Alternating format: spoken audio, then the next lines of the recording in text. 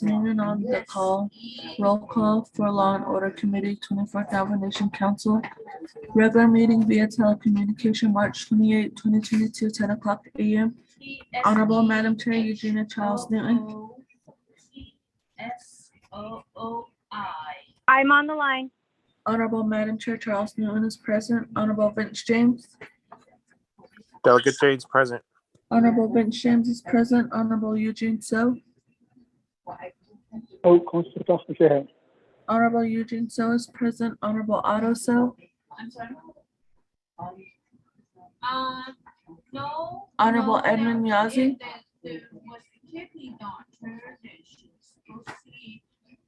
Honorable Otto So. Honorable Edmund Yazi. Honorable Madam Chair Charles Newton, you have 3 members present, which constitutes a quorum, Madam Chair. Thank you for that, Sherelle. So with that, we'll go ahead and proceed forward and do invocation at this time. Shanala, Honorable Vince James, can you assist us with invocation this morning?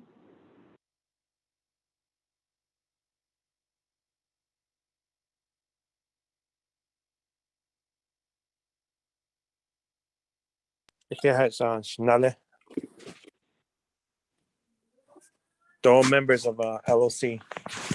Ado isna aiki yad isha kahasi so kodoshit ad aben so do benish anit ashe todezen liniki eya e be yashkit dole ado ad au e todezen liniki be yelt kitleko kodan hojon dole hosh mashtrad in lendi kon kwakayat is kahas ane ho so dezen liniki benja hananas de dole de kwaki Law and Order Committee di ni ko e aje baseball sa ane ni tlini and anan hit that nen e aje benia e kwaike e hinane kaisene ko as out out e hot out ta hi ni jo ko kodo baseball sa ane ni tle na din ni out ko kwanza ta hol jiste e ya e hot out e nan shinliniki e ya khanda dit e ya e ni hitene endliniki pat khadita to Bayel Tieto, Latot, Eya Inahat Anleniki, Eya Eba, Babanzi, Keso, Babayel Tio, Consatin, his Hodgish Lanko, Deo Atle Beach, De Bene Beach, Ko Adot, Aho Eya Eco, Viltanhasis Traniki, Kodolan Order Committee, Bedit Naniki, Dot Kate, Dastohiki, El Kate, the Huna out, Eya in Genovan, the seat, Edo Lehto, Ko Yat, Eya Eco, Nihil has net or Lechokot out, Eya Eco, Benia Joba.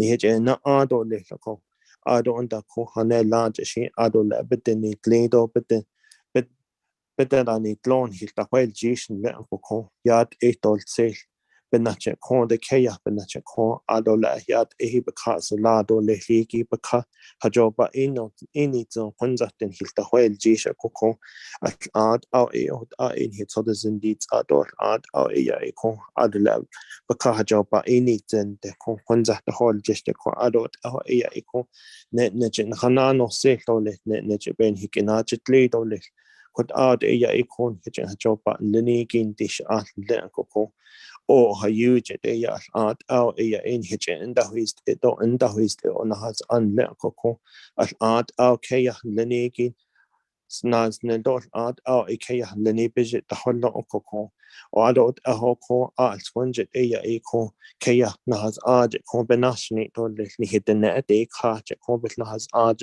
ko til clip betop bit e so large ko benation to little so on the snare ko is a lot so na hatchine de kache als wonjet e ko edition so on the shidi ko o alibi has tweedo sani ko de kache hoi adot a ho e benashni do lihnal bloshi bezen sa bezist na hol out e ko benashni do le ko yat e jingo beat nail de do le yat e hot e beat nail de do le chokot out e in hitchen hajoba in hidini do le ha ashada a na kos ni ya ni bi on do Balahon tita khaliato lihiketen eto lihson dashko kot ad ya hon so doesn't leniki ko beshaho leniki ko na await ni azin swing snow and the snow echo so doesn't leniki bench hanana stick khaliato lihojanasley.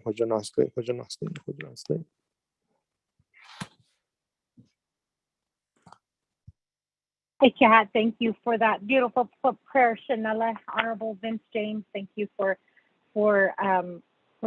praying for all of our people, and then also for reminding us all the work that we do on behalf of our Navajo people. So we do appreciate that.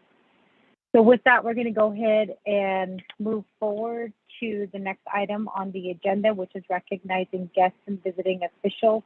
I'd like to ask, do we have any other delegates on the line aside from Delegate Vince James, Delegate Eugene So, and myself?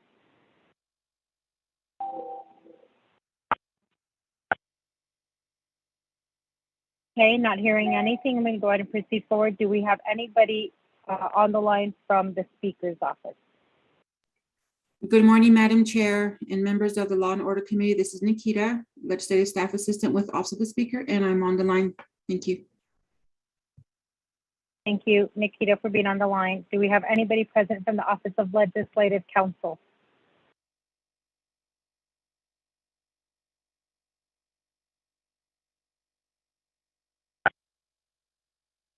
Not hearing anything. I'm going to ask, do we have anybody from, besides Sherelle and Lorraine, is there anybody else from Office of Legislative Services on the line?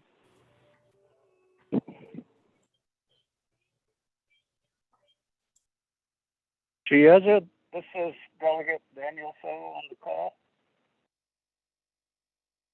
Good morning, Shaja, Honorable Daniel So. Thank you for being on the call this morning. Do we have anybody from Judicial Branch on the line? Good morning, Madam Chair, honorable members of the Law and Order Committee. This is Karen Francis from Office of the Chief Justice. Thank you, Karen, for being on the line. Do we have anybody from the Office of the President and Vice President on the line? Good morning. Hello, this is Tamara Johnson with the Office of the President. I heard a faint good morning and then it went away, so I'm not really sure who that was. Tamara Johnson. Oh, Tamara Johnson. Good morning, Ms. Johnson. Thank you for being on the line. Yes, good morning, Katie. Thank you. Do we have anybody from, yes, Vice Chair, This is Vice good to have Chair. you on. Yes, I'm on the line. I made it here to, I'm on my way to Winter Rock, and I dropped by my son's place here in Flagstaff, and my time switched. Yeah, so over here where the Mountain Standard, and I wasn't realized. I thought, oh, it's not till 9 o'clock. So anyway, that's okay, Vice Chair. Many of us were stuck in that for a few days, being there at Twin Arrows. I had to keep calling my husband to ask him, what time is it there in Shiprock? so you're that trick paid him. I should have known, but I didn't know my phone was on automatic that time zone deal. So anyway, but I'm online. Thank you. Oh yeah, thank you, Vice Chair. So with that, thank you for being on the line, all the delegates. Just so you know, Vice Chair, we do have Chair Daniel So, who is on the line with us this morning as well. Okay, so do we have anybody from the Department of Justice on the line?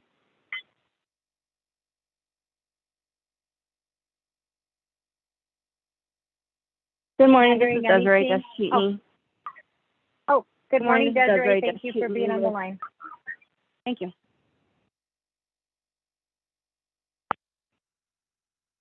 Didn't mean to cut you off there, Desiree. Do we have anybody from Department of Division of Public Safety on the line? Good morning. This is Officer Chastity Billy. I'm also here with Captain Felicia Williams and then Officer Genevieve Morgan with Winter Rock.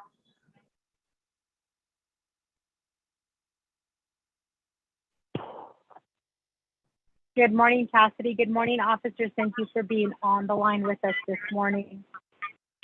Do we have anybody else on the line who wishes to announce themselves? Richard Monroe.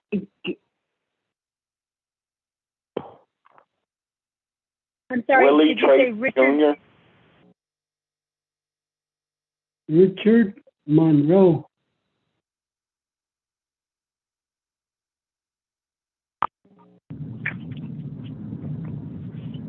Mr. Herschel Clark from Abndn. Good morning.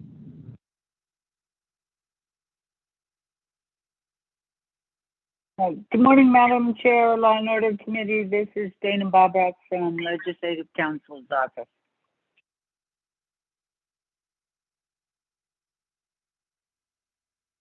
Yeah, this is a Ronald Singer, Fire Chief, Kansas Township Fire.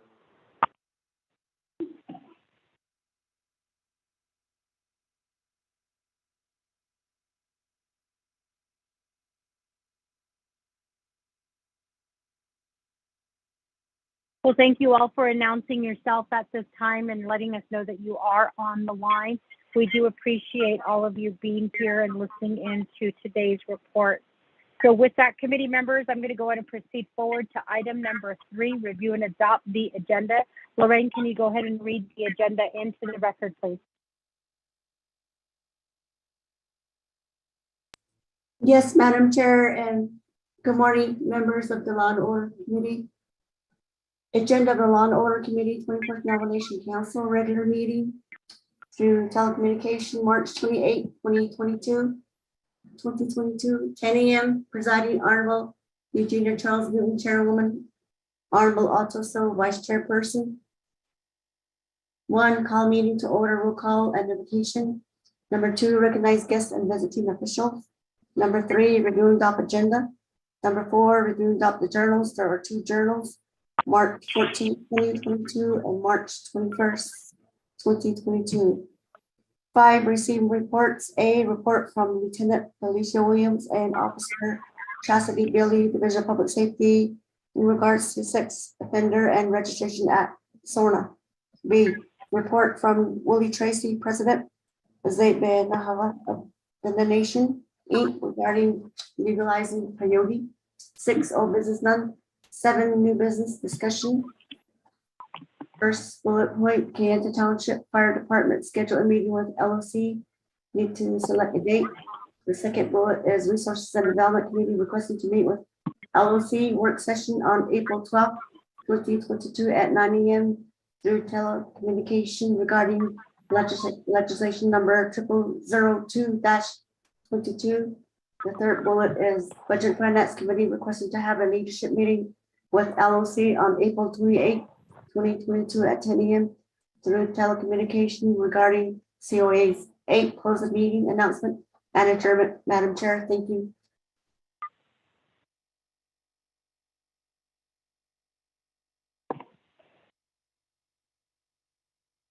Thank you for that, Lorraine. So with that, committee members, the agenda has been read into the record. Are there any questions or are there any comments or any amendments that need to be made to the agenda at this time? Madam Chair? Vice Chair Otto So, the floor is yours. I'm gonna motion to place a motion for accepting the agenda. Thank you for that, Vice Chair. Vice Chair makes the motion to accept the agenda as is. Can I get a second? Okay, she should say. Thank you for that. Honorable Eugene So serves as a second. Committee members, again, any questions, comments, or amendments that need to be made to the agenda should be made at this time.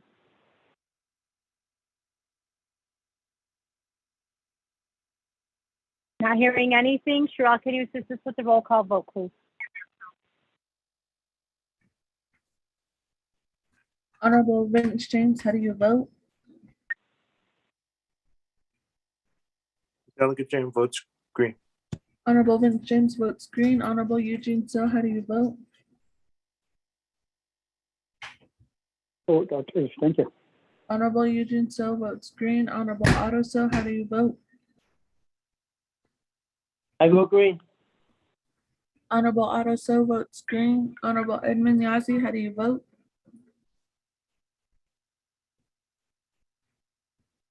Honorable Edmund Yazzie, how do you vote? Honorable Madam Chair Charles Newton, you have 3 in favor, 0 opposed, 2 not voting. Honorable Madam Chair Charles Newton not voting, and Honorable Edmund Yazzie absent, Madam Chair. Thank you for that, Sherelle. So with a vote of 3 in favor, 0 opposed, 2 not voting, the agenda is hereby accepted. We do move forward to item number 4, review and adopt the journals. There are 2 journals that have been read into the record that we do have to pass. 1 journal for March 14th, 2022, 1 journal for March 21st, 2022. Committee members, we can motion to accept both journals, or we can motion to accept 1 journal individually, take the vote, and move on to the next journal. Motion, second, take the vote. How would the committee like to proceed? Madam Chair. Honorable Eugene So makes a motion to accept both journals dated March 14th, 2022, and March 21st, 2022. Can I get a second?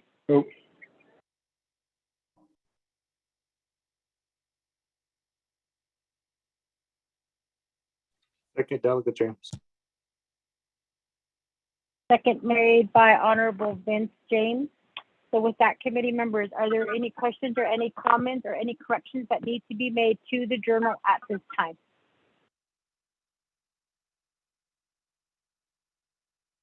Not hearing anything. Committee members, let's go ahead and proceed forward to take the roll call vote. Sherelle, can you assist us with that, please? Yes, Honorable Vince James, how do you vote? Delegate James votes green. Honorable Vince James votes green. Honorable Eugene So, how do you vote? Honorable Eugene So votes green. Honorable Otto So, how do you vote? I vote green. Honorable Otto So votes green. Honorable Edmund Yazzie, how do you vote?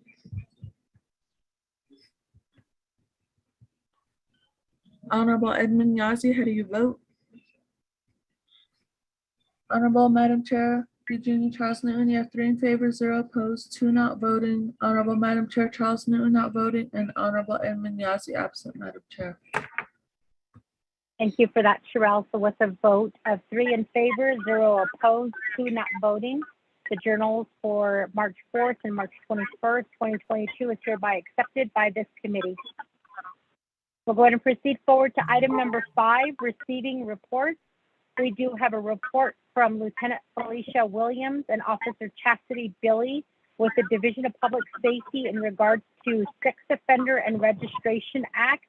I believe it's Sex Offender and Notification or Registration Notification Act. So there's a typo in the title of SORNA, but nevertheless, we do have a report that is going to be provided to us here today.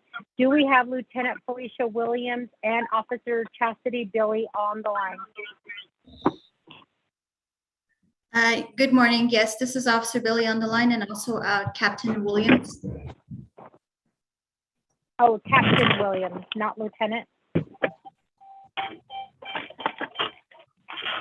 Madam Chair, Law and Order Committee.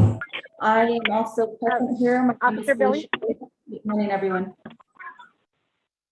Good morning. I could barely hear you. I apologize. So let me go through the rules of the procedure and the way that we conduct business here at the Law and Order Committee. So we have called upon you to provide us a report. Both of you are present. You have announced yourself. Thank you for doing so. At this time, what we will ask is that we'll give you 15 minutes on the board. If you need an additional 5 minutes to finish out your presentation, I will, as chairwoman, ask the committee if there are no objections to giving you the additional 5 minutes.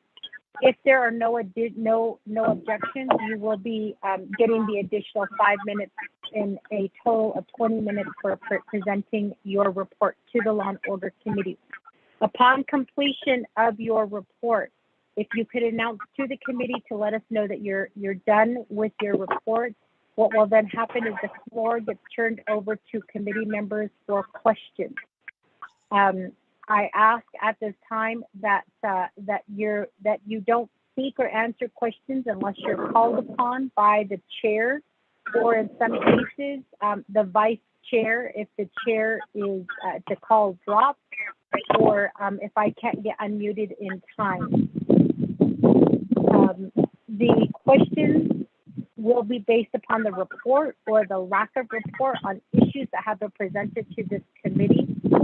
During this time, everyone who is on the call, I will ask that you make sure that your phone is on mute. So if you could, everyone look down at your phone and make sure the mute button is highlighted, that means that your phone is on mute. If your phone is not on mute and you interrupt the Law and Order Committee or the presentation that's being provided, you are interrupting the work of the Navajo Nation Council. And as such, we will hang up on you and you will have to call back in again. This is a zero tolerance. We have zero tolerance for phones that are not muted during this time. I will say that sometimes when phones are not muted, we hear background conversations that are happening, and we do not like to be involved in those types of conversations, as some of it may be personal conversations. So with that, Ms. Officer Billy and Captain Williams, do you have any questions regarding the procedure at this time? No, we don't. We understand. Thank you, Officer Billy. We appreciate that. So with that, committee members, can I get a motion and a second to hear the report provided to us by Captain Felicia Williams and Officer Chastity Billy from the Division of Public Safety in regards to the Sex Offender and Registration Notification Act? Delegate James, motion. Motion made by Honorable Vince James. Can I get a second?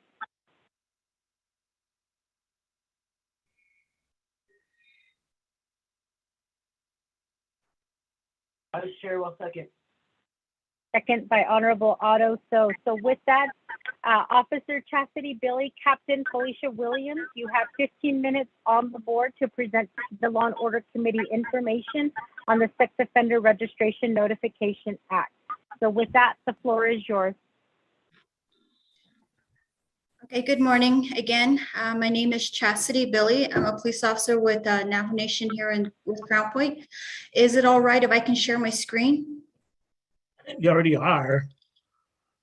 Okay, just making sure. Madam Chair, hold on.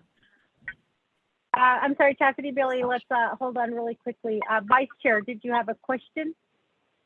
No. Just a request that whatever she's sharing on her screen, some of us called in. Could we get those documents emailed to us, what she's presenting? Thank you. Chastity Billy, Officer Billy, can you go ahead and send out that presentation? Good morning, Madam Chair. This is Captain Williams. I believe the presentation was sent out last evening. And we can go ahead and mail them back out once we get done here. Madam Chair, this is Lorraine. I sent it out already, so the members should have a copy. Thank you. Okay, thank you so much, Lorraine. Yes, we did get it. Can you make sure that Delegate Daniel So gets a copy of this presentation? Thank you. Officer Billy, the floor is yours. Okay, thank you.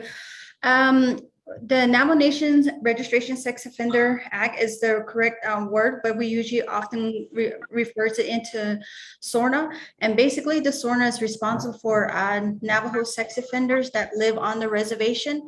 Now, a sex offender is a person who commits a crime involving a sexual act. Just be mindful that these offenders that come on the reservation have to be convicted of a sex offense, whether it be military, tribal, or Navajo through the Navajo courts. They have to be convicted of a sexual act in order to register. What basically the program does is we register these offenders. sentencing, meaning that we get their police reports, their documentations from the prison systems, and then that's how we do our tiering.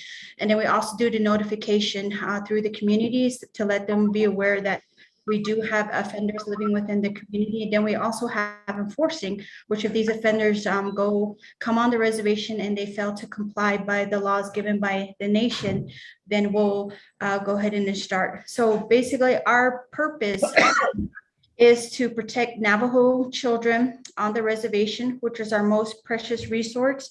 And we adopted, the Navajo Nation adopted the Title I of the Adam Walsh Child Protective and Safety Act back in 2006. And then these registered sex offenders, we provide notification these presence of these sex offenders. So that's one purpose there. And then our mission statement with the Navajo Nation SORA policy is the Navajo Nation supports the Title I of the Adam Walsh Child Protection and Safety Act, that all registered sex offenders convicted by Navajo Nation courts, other jurisdiction, like I said, whether it be federal, state, or military, they would have to, and they reside on the reservation, they would have to register with the local police department. Then we also give notification. And then and according to our mission statement, we do have to work with our surrounding resources, would be the public of corrections, the district courts, Navajo Nation probation and parole, the judicial branch, and then the office of the prosecutor, and then also to provide public education to the public. Now, the Adam Walsh Child Protection Safety Act is a federal statute which was signed into law by President George Bush on July 2006. It recognizes 3 different tier levels, and then these tier levels gives us the authority to better tier the sex offenders depending on their convictions. Tier 3 would be the most serious offenders, requires these offenders to come in every 3 months for a lifetime. And then tier 2 offenders, which requires them to come in every 6 months for 25 years. And then also failure to not register will fall under federal conviction or federal crime. And then we also have a tier 1, but those are the ones that the Adam Walsh, which we abducted into our SONAR policy. Now, the highlight of the Adam Walsh Act is the act to protect children from sexual exploitation, violent crime, and to prevent child abuse and child pornography, and also to promote safety on the internet, and to honor the memory of the Adam Walsh and other children within this crime. That's just basically a rundown of what the act covers, and that it was adopted into the Navajo Nation. Now, each SORNA officers, we do have currently 6 SORNA officers in each district. I know we have 7. But these are some of their credentials that we have to have in order to be a SORNA officer. Basically, enter these offenders into which is called our database, the T-Source. And then we also have to get certification so that we can run these offenders, whether it be to get criminal history check or to get personal information of their judgment and sentencing of where they're coming from. That just allows us, and we also have to do training on that. And that is mandated that we have to update that training every 2 years. We also have fingerprinting, the tap machine, I'll go into that later. And then we also do training on collecting DNA from these sex offenders. And then general knowledge of the Adam Walsh Act. And then we also have our SORNA policy, which is our SOP, and we have to have general knowledge of that. It's basically our plan of operation in case we encounter problems with these offenders, the basic step of how we approach the problem with these offenders. And then we also recognize, again, the federal, state, the military, and tribal on reservation. Now, if it's a sex offender, if they live, go to school, or reside on the Navajo reservation, they are required to register with the 7 police districts. And here are our current SORNA officers, would be Window Rock, Shiprock, myself, and then with Tuba City, Calvin Gishi, Officer Benali with Chinley, and Officer Salt with Kienta, and Lambert Ballum with Dalcon. And these are our database. I ran this database last week on our T-Source, which is our database to keep track of these sex offenders. As you can see, there's 5 right here that have not been tiered. Maybe they've been entered in there, but the officers or SORNA officers are still trying to get information on how to enter them. 84 of the offenders are tier 1, meaning they come in once a year for duration of 15 to 10 years, depending on how often they come in. So that would be a question on that one. We have 93 tier 2 sex offenders. They come in every 6 months for 25 years. And we have your tier 3 sex offenders. There's 495 of them, meaning 495 offenders do come in every 3 months, and this is for a lifetime.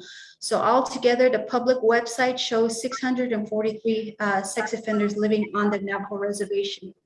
39 offenders on the Navajo reservation are absconders, meaning that we're trying to get them in to register or obtain a court order or a warrant or a federal warrant. So 90 of them haven't come in. Overdue offenders, meaning that they haven't come in to update their registration. Maybe they have in contact with their SORNA officers where they made attempts to come in, and issues do come up to where they can't come in, so we have to keep in contact. But last week we have 137 that are overdue within our T-Source. I'm not too sure if you can see on top is the Tribal and Territorial Sex Offender Registration System, and that's the acronym that the database that we use is for T-Source. And then the Tribal Access Program is this tap machine where we enter all these sex offenders that come into the police department, where we can enter their fingerprinting to get them on the national database, which is called the NCIC, to where they can enter these offenders if they travel from, say, I'll use an example, from New Mexico to California, and they get stopped. And the highway patrol officer will want to know why this offender is traveling without us noting. So that travel access program does give us the authority to enter these offenders by their fingerprint, and that which identifies them. And then each police department does have their own ORI, which that offender belongs to that police district. Now, the TAP machine, which is the Travel Access Program, gives us that. So Window Rock does have that. It's in the SORNA office. Window Rock. Your sister is calling. Your sister is calling. Your sister is calling. Are you gonna pick up the phone? Pick it up. It's your sister. Department of Social Service does have that in Window Rock. Shiprock, their deployment date is going to be April 15th. So they'll be getting Listen to the Law and Order Committee meeting. Crown Point Police Department does have their SORNA officers, also Tuba City. Chinley does have one, and they have one on the correction. Kienta does have one, and then Dalcon, we are working on getting their clearance. So those are the current TAP workstation that we have in the police department. No, I wanted to go to Gallup, but I don't know. Okay, so these are the Officer Billy? Yes. Please pause. Okay. No time will be taken from you. Lorraine, there is on my screen a gentleman, EE. Can you please hang up on them? We don't want to hear about them going to Gallup today. Officer Billy, we apologize for that. Go ahead and complete your presentation. Thank you. Okay, thank you, Gina. And then these offenders are broken down by each district. Like Window Rock, there's a total of 104 sex offenders. See, Window Rock be tier 1, be 21, and it goes down by the tier level of each offender, which is if offender is categorized in according to their sex offense. So Window Rock has 104.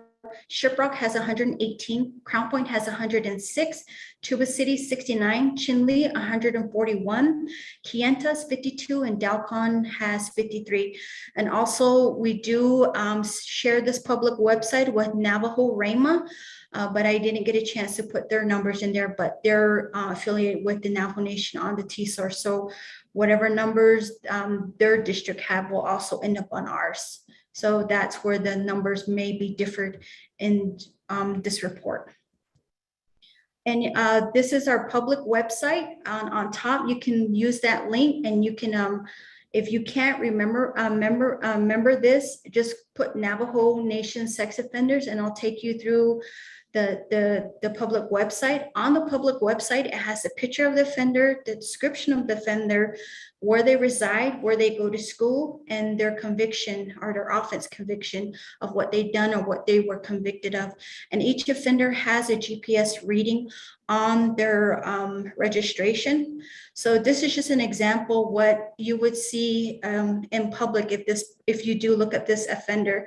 It's his information, where he's located, Navajo, his physical description, his date of birth, and the tier level of how often he would be coming in and what his conviction is. And this is public website. You can review this.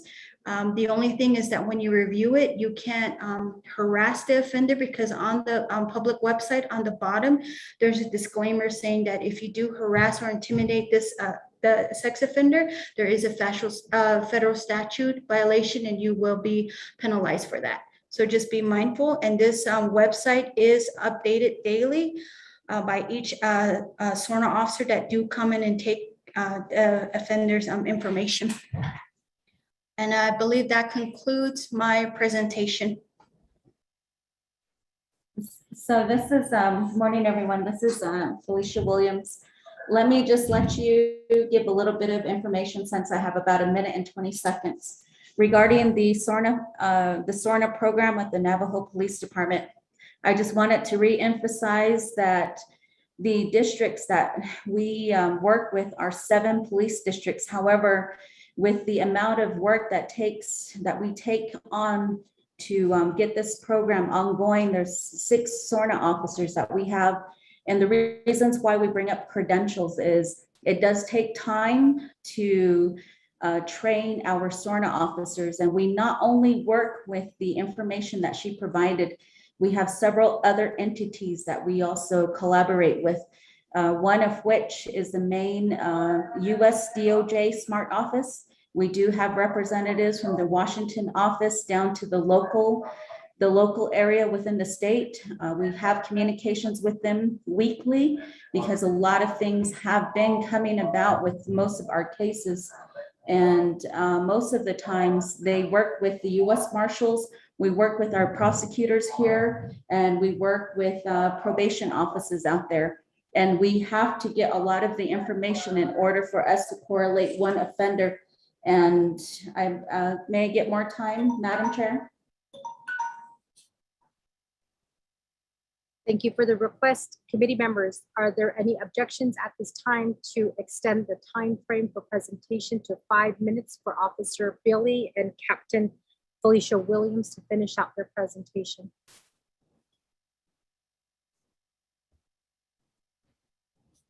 Not hearing any objections. No objection. Captain Williams, the floor is yours. Thank you for that. I believe I should say re-emphasizing the amount of work that goes into it. We do have offenders returning back from their federal convictions, time and service that they have made in their at the prisons, and they return back onto the Navajo Nation and the expanded locations that we have to report to. These SORNA officers are not only required to register here at the office, but they're also required to register and confirm at the residences. So therefore, we provide an extensive report.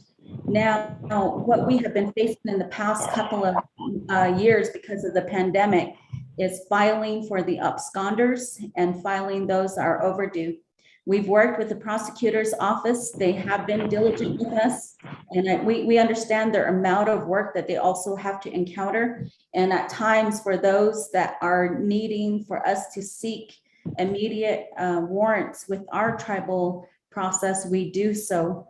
The other thing that we also do is if it's necessary for us to reach out to the U.S. Marshals to get a federal warrant, that process is also communicated and a form of collaboration starts to happen. So last year, we've had several arrests being made federally. We've had U.S. Marshals come on the Navajo Nation. We've had absconders come on to the Navajo Nation from the state as well. So I think the amount of information that goes out and the concentration on this SORNA unit has been very little, but they've done a lot. And I wanted to commend the officers that work on the SORNA unit. They've put in a lot of time, and this is a full-time work.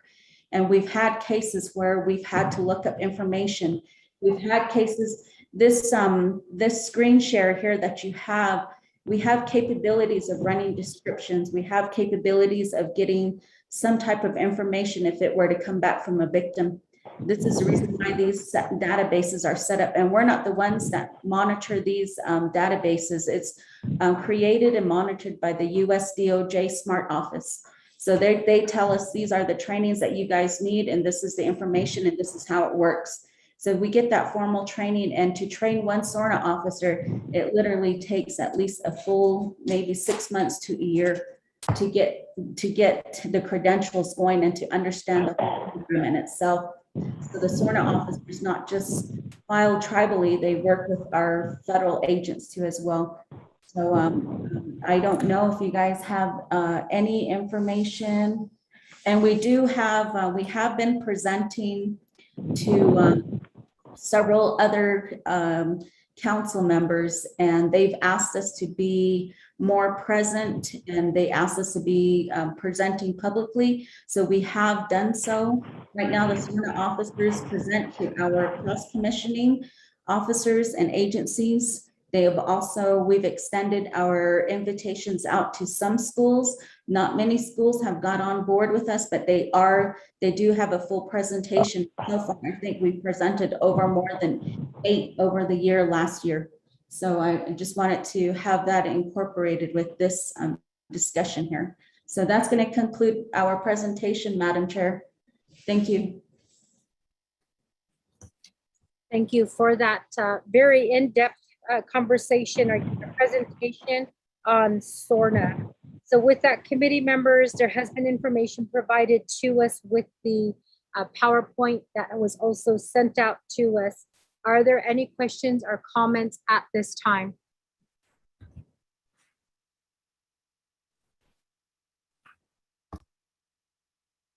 Madam Chair? Vice Chair Otto, so the floor is yours. Yes. One of my questions today is, I guess we as leadership, we always get information pertaining to the public safety, and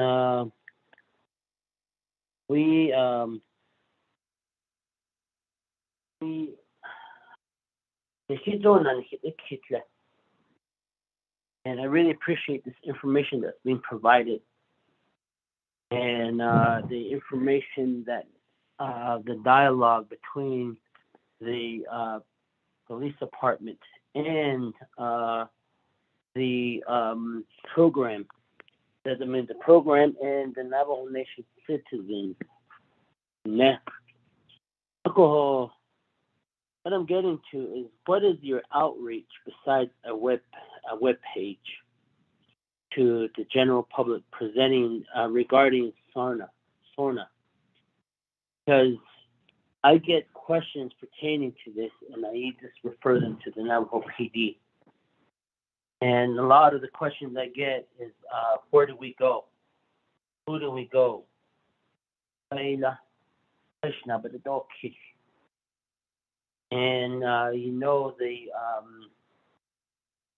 the one comment was, we try to call to the police department. The dispatcher gave us was rude. So I really hope that the division director is online, and they especially we have a captain online. These services that is provided on behalf of the Navajo people really needs to be ironed out from the program level.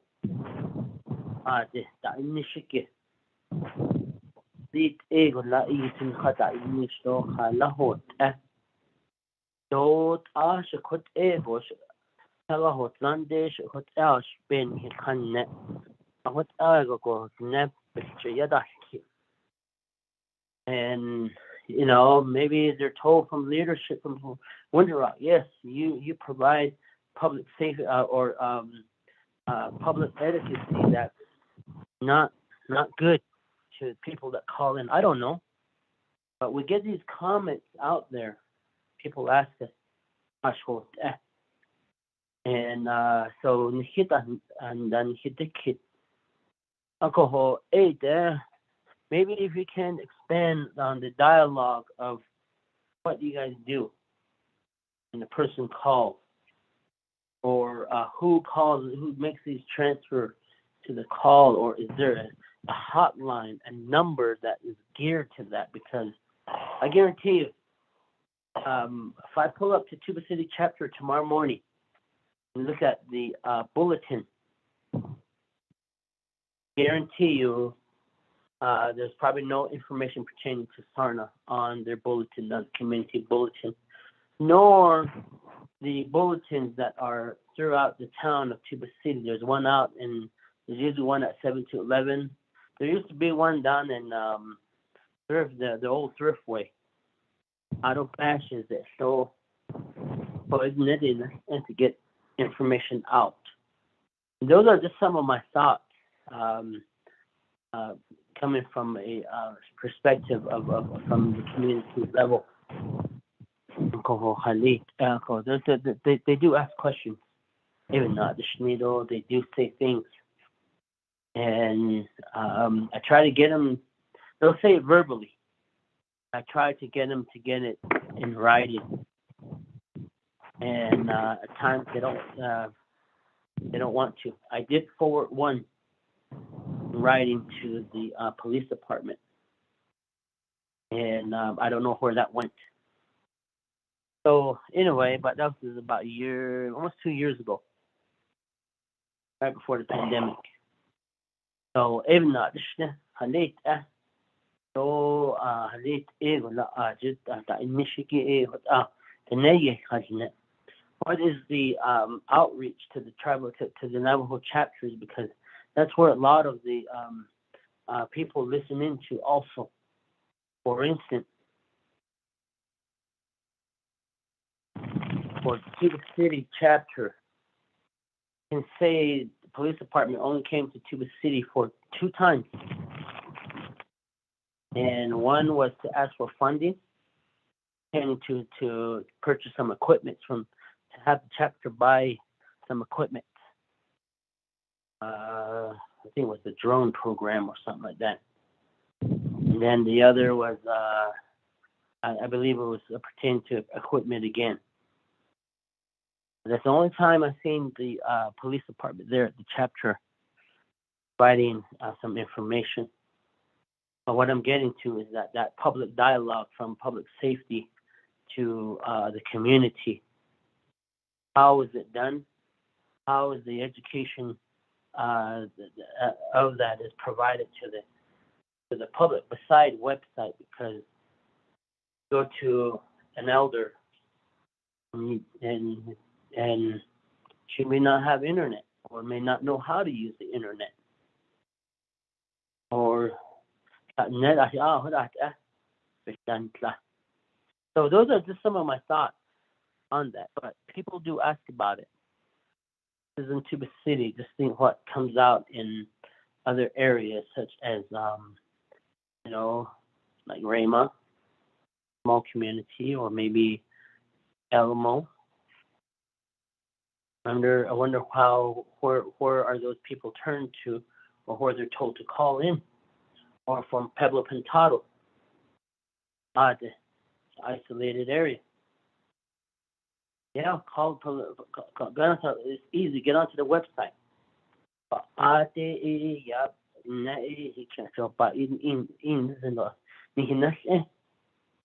So ebony hot ego. I did not she hot ego because the hot ya do Kodobishma ante hot epic based on in the comprehensive budget. So even those are just some of my thoughts on the SONA program.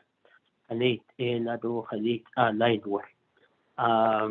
23rd Council, the SONA officer,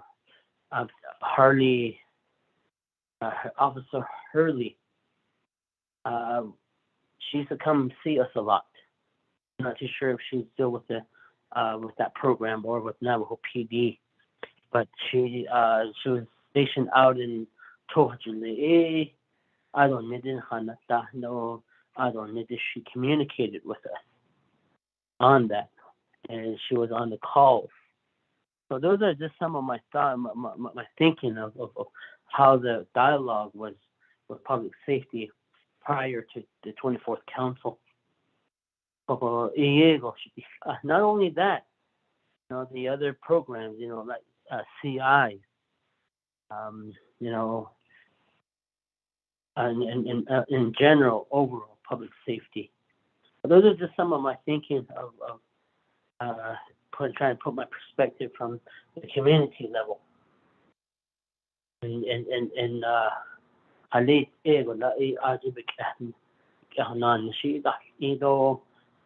This comprehensive budget that council approves. Well, I want to hear how you provide that public outreach with the dollars that we appropriate for the salaries and for the benefits, and that the Navajo people pay to employees, which is supposed to provide direct services. And they ask us out here. They ask us why. There was one incident where people were asking us why this, why that, and it was pertaining to public safety. And at the time, we started asking the why, and that's when we had the police chief at the time take off his badge and slam the badge on the table and say, "I'm done."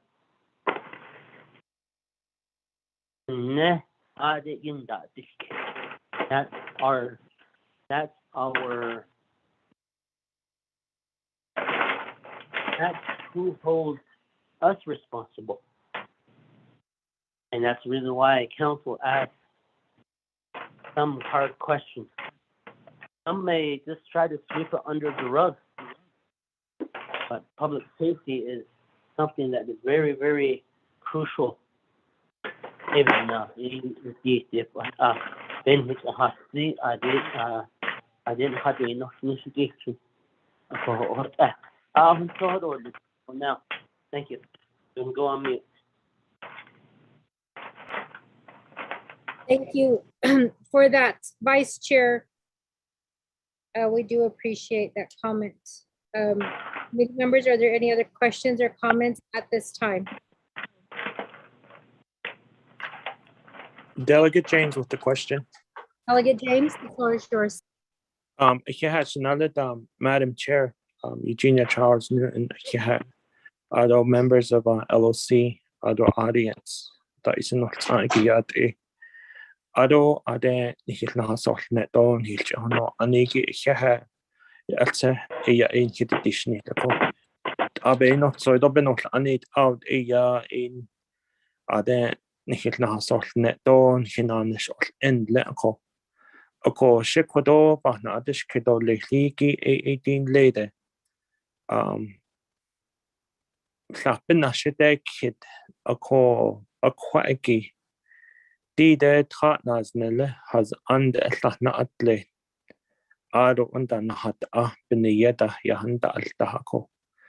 Ako ade la a ko e adla atraseta le dikodo ben hitla hasol na igibik is so to be bahot also oko hashit eshi ebitil ala ado hashit eshi edo bitil ada le oko kwaigila khait awla ya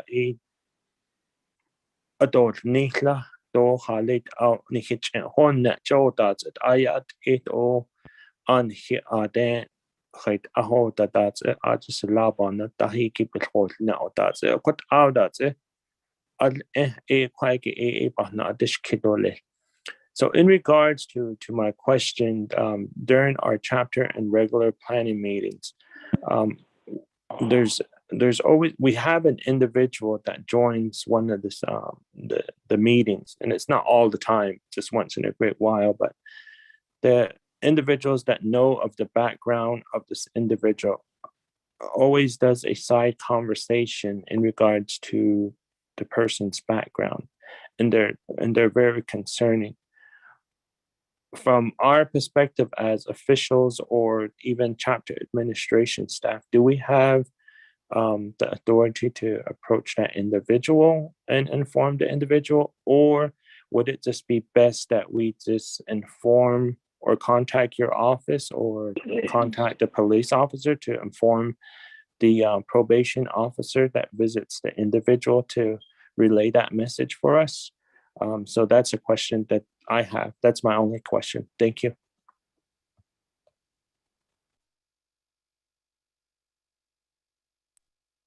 So with that, since we do have two committee members that have questions and concerns, Officer Billy and also Captain Williams, I'm going to go ahead and turn the floor back over to you so that you can answer the concerns or the questions that have been posed to you by delegates. The floor is yours. Thank you, Madam Chair. This is Felicia. For the question that Delegate So posed earlier regarding the outreach. For the SORNA program, we have been operating since 2012 with our program. And with these changes yearly, we do have to incorporate the federal mandates that are requested. So therefore, a shift of requirements or even programs, that's a whole different thing that our SORNA officers have faced. Now, with the information that we have on our outreach programs with SORNA, we have extended to several different entities. There are public websites, just what Officer Billy had provided earlier on the Navajo Nation SORNA website. And then we also have our information on our public safety website with our contact numbers. And for the police dispatchers, when we do have offenders coming in, marshals calling, we usually get a lot of that information. Believe it or not, there is a website that we get a lot of community members emailing us regarding questions, or they're requiring information related to offenders. We do get this information, and we have contacted these individuals or the recipients of the emails, and we do answer their questions, or we get information that's provided to us so it can either go into a case file of the offenders. With the community level, we have extended to different schools, and I know at one time Ms. Crotty, or Councilwoman Crotty, had requested for us to begin to present for the Dene education, all the schools that have been out there that are under this program. However, we haven't had any type of feedback, but we have been reaching out to get the information out there. We are looking at getting this information streamlined through the media and through our public information officer with the Navajo Police Department. And we know that this is something that is not quite formulated out in the public at these community chapter meetings or anything locally. We've had some presentations a few years ago, and a lot of the times the elders will come up to us and tell us this is information that shouldn't be publicly provided. And that's more of a cultural base. We do respect the fact that we take into account what they have taught us or what they have commented to us. So a lot of the times, we even extended our discussions to not only the prosecutor's office, but also to the medicine men associations. And we've done a lot of information, and Officer Renita Benali, I'm sorry, was one of the individuals that had extended her invitation to a lot of outreach community programs, because that was one thing that the council did ask, whether or not we were providing any type of other resources out to the offenders that we register here on the Navajo Nation. So that has been formulated for them, and information has been provided to them for counseling or any other type of research or resources that could be available for them. So a lot of things have been done, and I think in essence of all this, it felt like the program in itself, it's just a main focus on PD. But I guess the question would be, what are other programs on the nation willing to provide to these offenders? Or what information are they willing to have the government stem out to our own employees here, just so that we give them the education that this information is here. Now on Delegate James's question, we are not to use this information intended for kindly asking the individual to leave is probably something that would be recommended by the policies of the chapter. We don't extend it that far, and we will not get ourselves involved, because essentially these offenders know when they're released from the probationary status, they're told what they can and cannot do, and that's where the judgment and sentencing comes to our SORNA officers. They have to read the extent of the details regarding their release in this judgment and sentencing. And therefore, that is reinforced each time they're required to do any type of registrations. So that form base of the public website is there for your chapter officials to review, and it'll be up to them internally what they decide to do. But if they're not committing any type of other crimes, and they're not their behaviors are not being out of line at this chapter meetings, they're welcome to live an open life.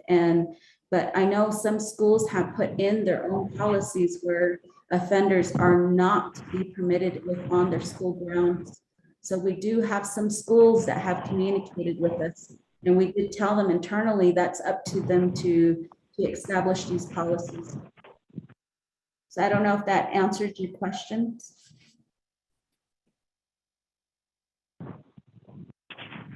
Vice Chair Otto So, did that answer your question or your concerns?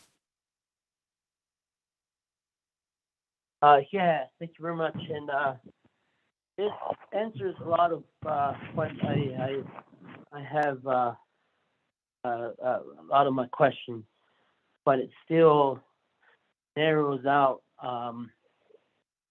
the area that I guess public outreach portion.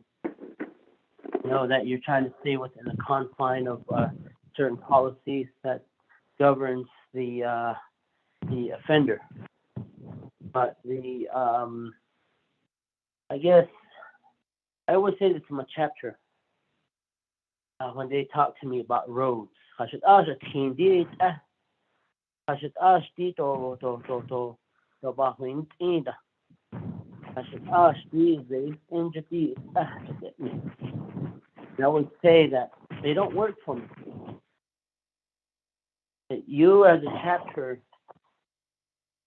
mother government should be able to directly consult you. Consultation with Yabadishne.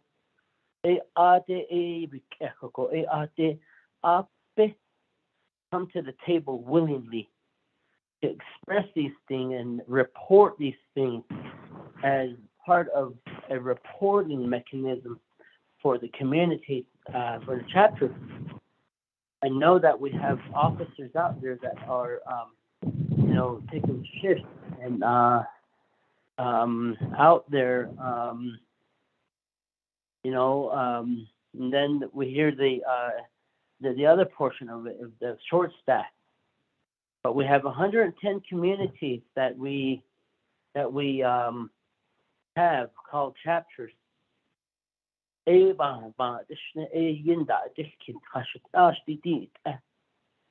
my only recommendation, and maybe we can do that in the form of a COA, Madam Chair, this coming year's budget for public safety, is that a condition of appropriation for them to directly consult the 110 chapters on the aspects of public safety. Because we as delegates, we get these questions.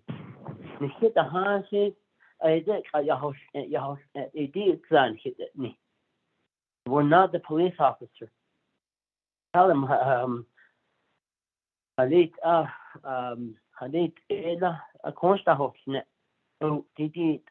always come up with something. And that's the issue. Had one lady where her son caught some guys trying to dismantle a quad wheeler at Tuba City at the NHA, and she called the police, and the kept calling. The lady kept hanging up on her, and so forth. She was furious. And that's what I mean. That consultation and in this area of SORNA, I think from my side, I don't have the direct authority under the legislative branch to tell you guys to do this. But I guess when the budget comes to play, that's when we will. I think we can exercise our authority to make these conditions upon appropriation. That way, you guys have a reporting mechanism to make back to the Oversight Committee and to the Budget and Finance Committee to make sure that you are complying with the condition of appropriation. But I think that's overall, that's what we have to do because, like I said, Yindan hit this kid. I know that the police at this time, the Navajo police station is under new leadership. And I see a whole change now. The communication is a lot more better at this time with the new police chief, Chief Noon. I think that's something that we need to have, and I think, Madam Chair, also we need to one of the meetings that we're going to have again with Chief Noon. I think this is what we really need to break down because the meeting we had a committee meeting last week in Kachii, and the community of Kachii was given a report and update on certain aspects of public safety, and they were like, "Wow, we didn't know this. We didn't know that." And as I sat back there, I just thought about it, and I said, I hope that one of these chapter officials say, you are working on utilizing Navajo dollars that were earmarked for Navajo due to the 638 contract, which has the people-based formula, and a Navajo citizen asking those questions. You know, that community did not know those things that Chief Noon talked about.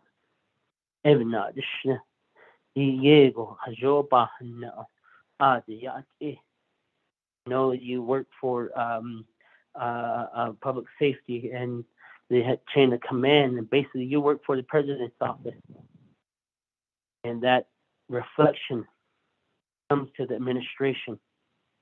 And even not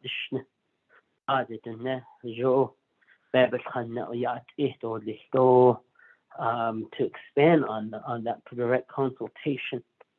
If it's a staffing issue, maybe have one of the I think, Madam Chair, that's where we need to get Mr. Dalmore to the table, because his position is a political appointee and he can work day or night, 7 days a week. Provide that information for the communities out there, and I think we have to have that dialogue. And I know they have staff too that could probably try to get the message out to the chapters in consultation form so that they do understand. And like I say, I always say that to my chapter. You shouldn't wait for the council delegate. You shouldn't be asking the council delegate to bring in a tribal program to make a report. Tribal program should come to you directly, because the Navajo people's money funds those programs. Oh, you deserve that, but the shnika. So I usually tell them, reach out to them.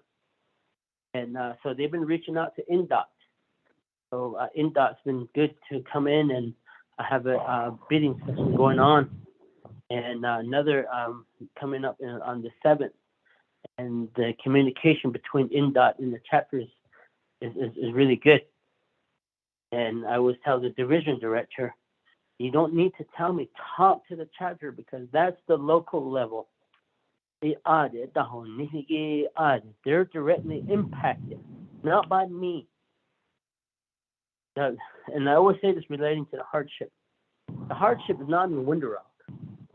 It's at the local level. Late. This is a place where they hoard money. Basically, different than I'm not job. But the trouble and all this crime stuff is out in the public and out in the communities. Well, even so I really hope that, it's only a recommendation. I cannot direct you. It's only a recommendation, but I think with this COA in the comprehensive budget, I think that's the only way we could get program to start these direct consultations and in all aspects, because we get questions pertaining to child CPS, social service. I wish I was so I like what Mark Freeland says. We are a therapist. We are a counselor. We are sometimes we're a marriage counselor again. And the services out there that people need and Madam Chair, and I'm okay with the answer, but I think we'll just have to work on a little bit more with Chief Noon on this, and I know he's addressing a lot of changes, and I think this is one area that we need to get more direct communication with Chief Noon so that he could go ahead and direct this into his plan at this time, because the general public is really needed to need to hear these things. Thank you. Madam Chair.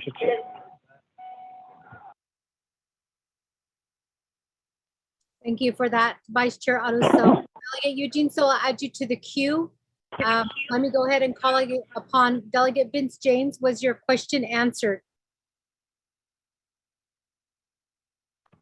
Oh, yeah, it's not a Madam Chair. Thank you. Thank you, Delegate James. So with that, Delegate Eugene So, the floor is yours. Mr. Chair, that's it. So, there is no I just go there or listen. I don't have a question, but and also it might be a question to consider how you're going to do. This presentation here. Is there a wind somewhere? It sounds like there's wind coming in. I think Otto needs to mute his phone. Mr. Don, when we used to be growing up, young kids, we were parents like don't Otto was hit like a shooter. Don't touch your sister or brother in a sexual way. Or sister shooter. That's all you need. It's all the thing there. You can burn and fire. But like a bucket butterfly, they jump into the fire. So it's you how the mean that's the down. But I had like it done on some on this kid. I do talk and we had a lot of this going on here and there. Some of the teachings are gone. We don't really magnify it no more, but we just keep on going with the time. So one thing I kind of question is a few years back I lost two sisters. The oldest one, she got lost and we never found her about 8 years and just found the bones. There's a lot of things missing. And we don't know how that happened or what happened.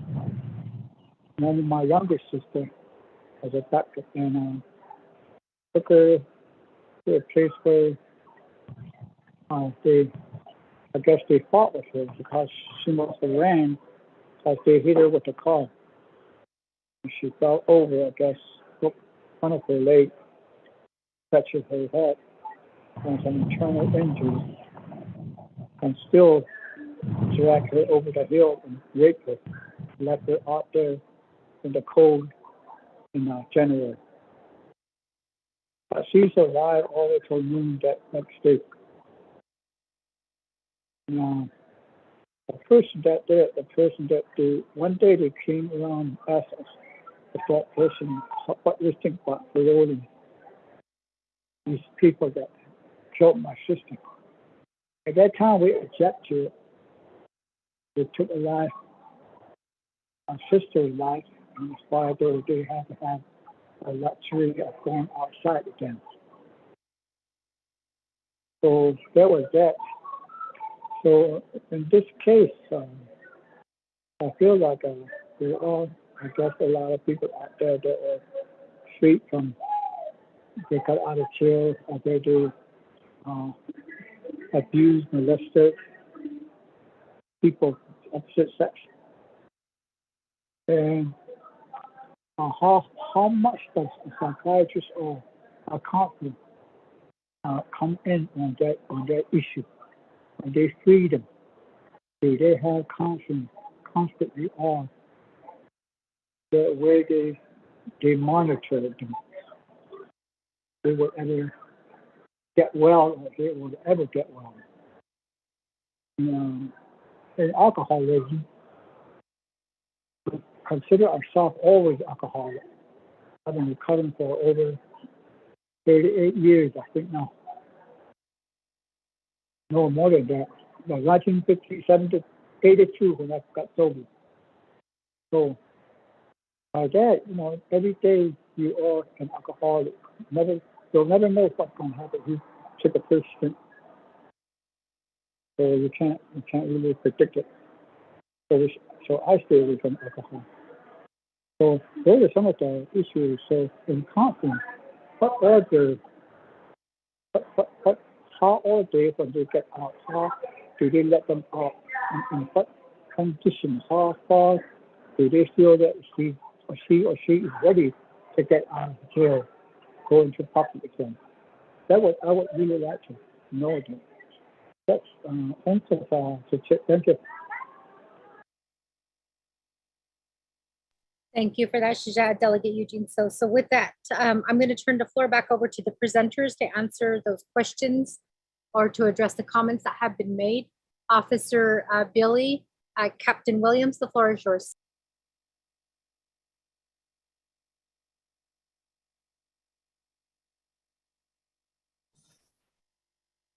Thank you, Madam Chair. I did not get quite as much as what the delegate was saying. If he did have a question, all I heard was a lot of background noise.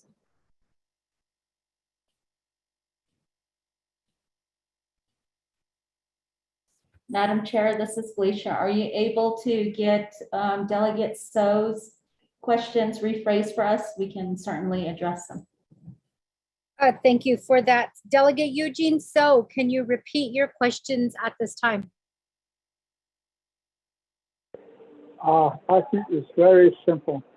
All I'm saying is, how much counseling has a person had after being lesser abused and opposite sex, and that where they can get parole and be, or how much sentence that he has to have if he can get out, if she can get out.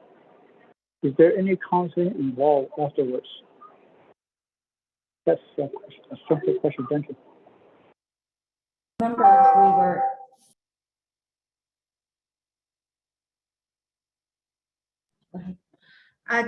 Thank you. This is Officer Billy.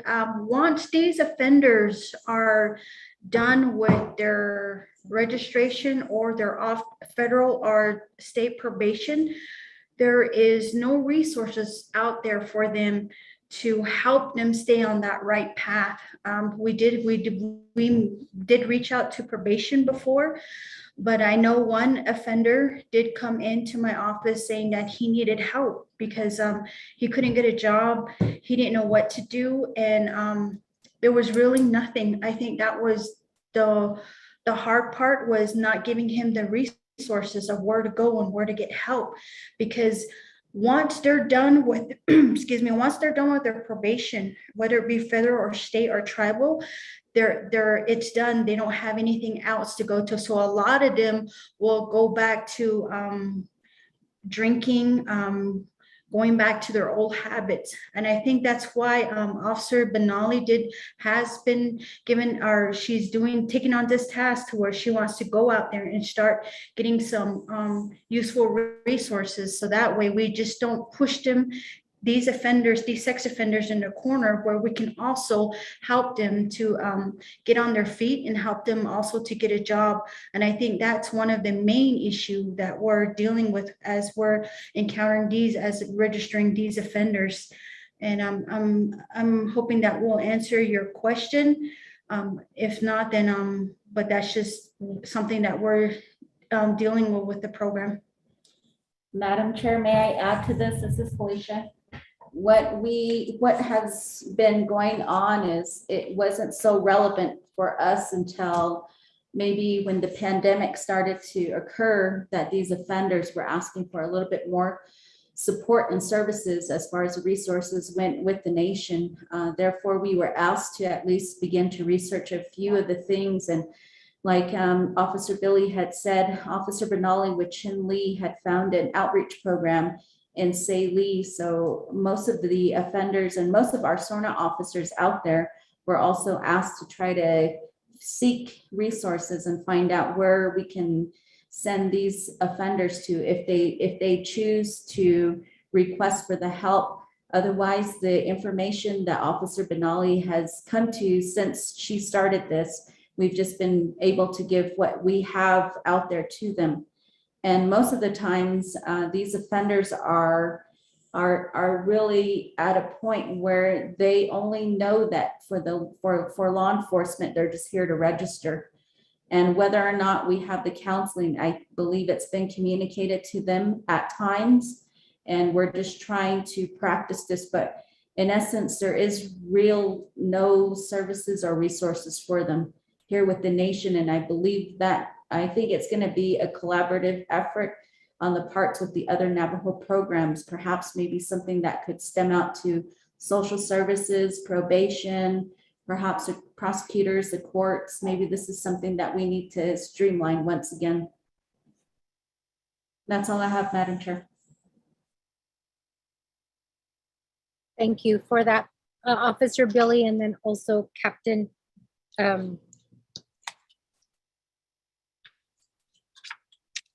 Williams. So with that, committee members, are there any other questions or comments at this time? Madam Chair, it's it. Delegate Eugene So, the floor is yours. Yeah, that's what I was try to understand. Because the reason why I asked is as a probably recovering alcoholic, I do have counseling. I have a sponsor that I talk to, a spiritual and regular behavioral and psychological and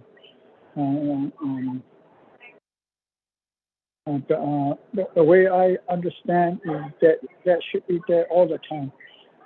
In protection of our people, we need to have somebody to comfort them along the way, or they have an outreach number, a number that they can use to call if you need urges or anything that comes up, so that they can talk to these people.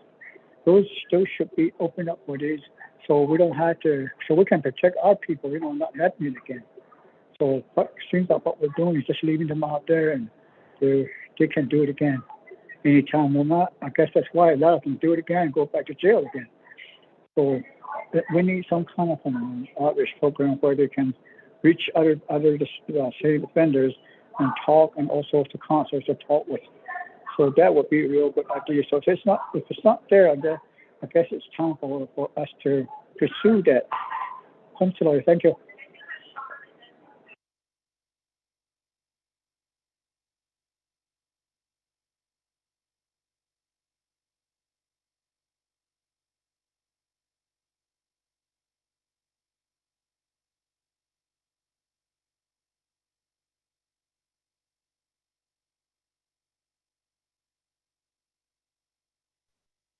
Hello, can you hear me? Yes, we can hear you, Madam Chair. Okay, I hope I didn't interrupt Delegate Eugene. So I accidentally pushed mute when I was trying to push the down volume. So I apologize for that. Delegate Eugene, so were you done asking questions? So it's probably hard to. Okay, thank you for that. Committee members, are there any other questions or comments at this time?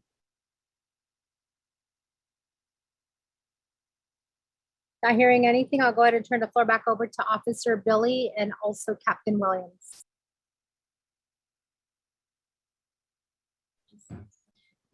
Thank you.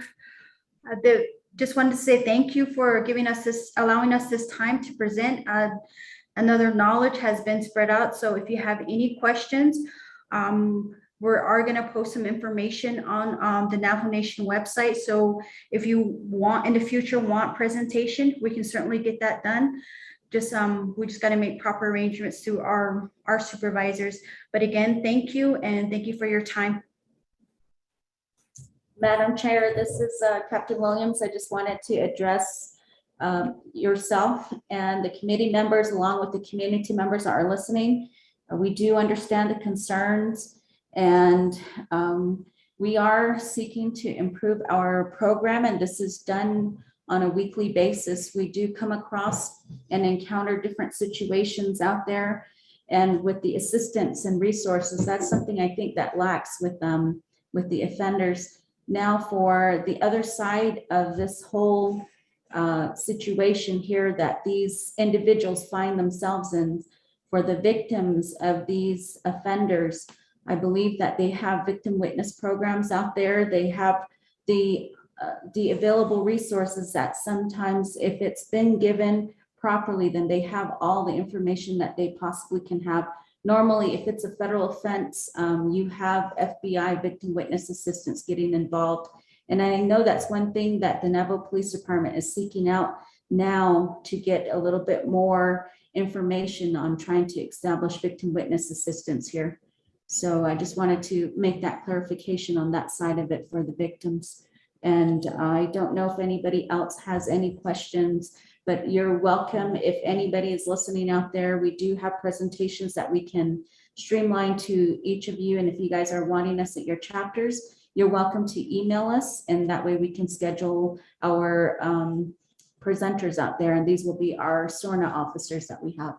Thank you. Thank you for your time. I appreciate it. Have a good day. Chair Charles Newton, this is Delegate Cardi. I'd like to ask, I'd like to bring up an issue, please, regarding this report.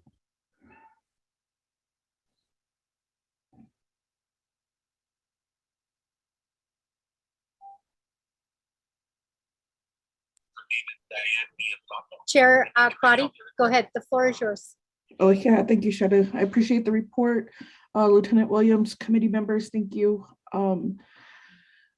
So the concern, so we have SORNA and the concern is how we build that up and support the SORNA unit to enforce the probation and parole of sex offenders on Navajo Nation. The challenge, as stated, has been resources or long-term support of these offenders. And I would like to have a continued conversation with the committee in terms of, since resources and long-term support is not made available to these offenders, which puts not only their victim and survivor at risk, but also looking at the data for reoffending. At what point, as leadership, do we need to have a conversation if allowing offenders back onto our nation is the best approach when we are talking about healing for the survivors? A majority, and we can dig into these crimes, a majority of their victims are individuals that are either directly related or there is some type of relation that's involved. And so when these offenders come back into the community, how are those survivors supported? And hearing from the survivors themselves, they are triggered and they are activated when they see these individuals in their communities. And also just in terms of if they're not receiving the support, they feel like they've reached out and wanted to make sure that this never happened again. So I think, colleagues, that's something we'll need to discuss. When we last council amended some of our laws, we did prohibit non-Navajo Tier 3 offenders, but we also do not want to create an opportunity for other offenders to come onto Navajo Nation. So let's say if they're married to a Navajo family, but their nation, tribe, or pueblo has excluded them from their nation. And so Shiaj, Delegate Eugene, so I wanted to have a conversation with you because I'm hearing about your 3-strike law. And if we're considering the possible exclusion of bootleggers, what then would be the Navajo Nation approach for individuals who have been convicted of sex crimes against Navajo children, women, and men? So I would like to, maybe if we could have that follow-up discussion. I don't think SORNA, I'm not relying on the SORNA office to give us those answers. So it was more of a question to the committee. And when we start bringing in service providers, because the last pre-COVID, we went to a presentation in Gallup hosted by the Sexual Assault Services. And there was a therapist, psychologist there. And his concern was that these offenders do not have any resources on the nation. And his focus was in the Eastern Agency. And he was deeply concerned the type of, I don't want to just say monitoring, but how we're tracking where these individuals are. And I thought that was very important to note, since he is a provider and provides services to the people. And I've also met, again, pre-COVID, the work group at Window Rock. They used to meet in Window Rock for the offenders. And at that time, it appeared that that was the only type of support or resources for the offenders at the time. So I do want to raise that as an issue as we talk about how do we create safe communities, and if individuals are having a hard time finding jobs, I know that after we lost Ashland, there is a push to also make sure that there's background checks at the chapter level, individuals who are working for the nation, so that we are also properly notified when there's a sex offender working, and how workers are notified, and how we then make the best decisions to keep us safe. So I wanted to raise those to the committee, and if we could probably, I don't know if that means a leadership meeting, but just diving into what resources are available, but most importantly that the survivors are not triggered because this individual is back in their community and doesn't have the proper resources that they need to be supported, and how that impacts the survivors moving forward. So thank you, Madam Chair. I wanted to raise that issue in terms of what we have heard back from our survivors, and this issue when it comes to Navajo Nation. And actually this quarter, where in talking with the advocates, that there is this type of uptick of disclosures and the amount of sex crimes that are happening on Navajo Nation. So thank you, Madam Chair and committee members, and we can provide additional information on the rights of survivors and what they need so that we have safe communities. Thank you for that, Chair Crotty. I think that those do warrant some really good conversations. And it is certainly a conversation that I think I would be willing to put on the agenda of Law and Order Committee, as it does affect our safety of the Navajo people.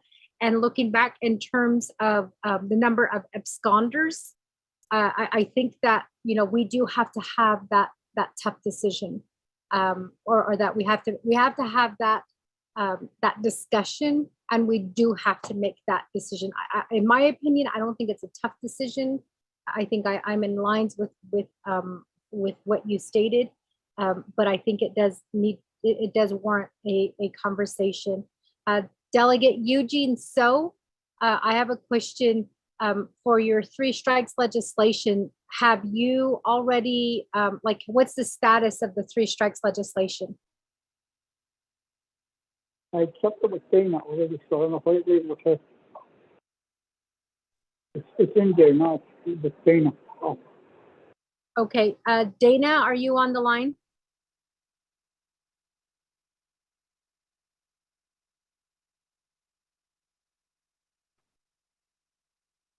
Dana? Do we have anybody present from the Office of Legislative Counsel?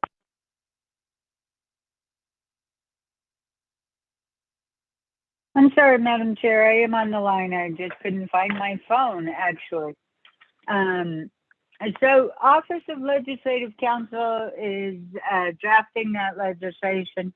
It is complicated in that it is an exclusion to prohibit Navajos who've engaged to continue to reside on the reservation. So it's not easy legislation, but it is being worked on. It's being worked on by Legislative Counsel's office.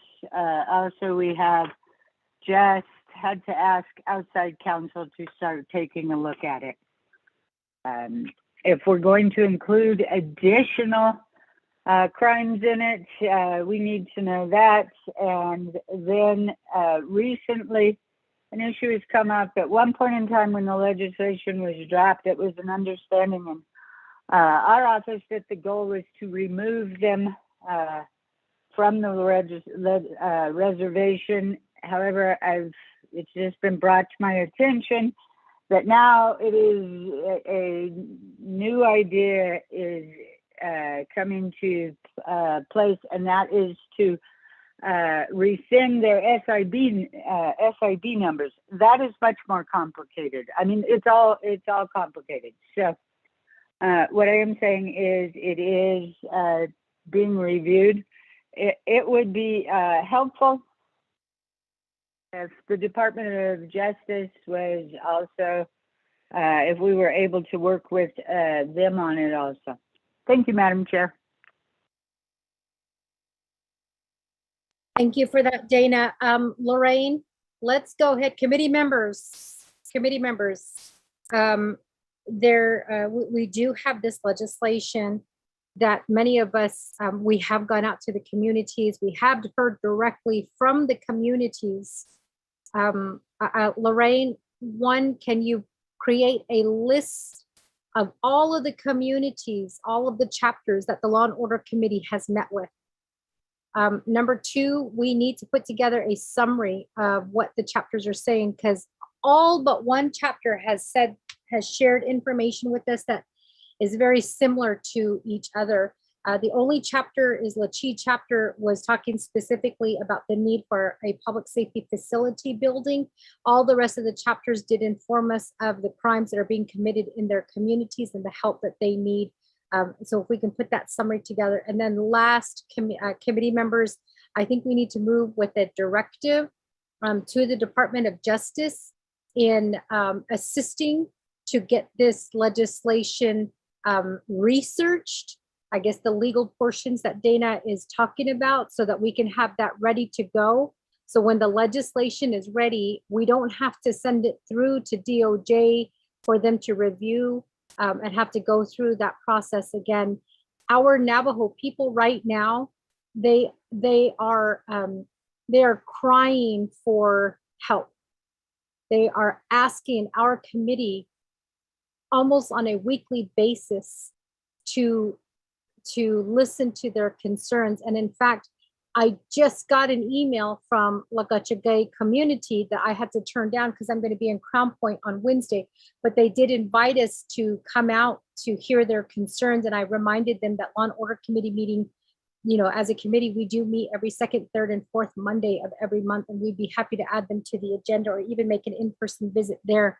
So committee members, we probably will need a directive to be put in place to direct Department of Justice to start working with Office of Legislative Counsel in addressing some of the legal questions that are coming out in removing an individual off the CIB, or I guess off the Navajo Nation rolls. It is in the law that this can be done.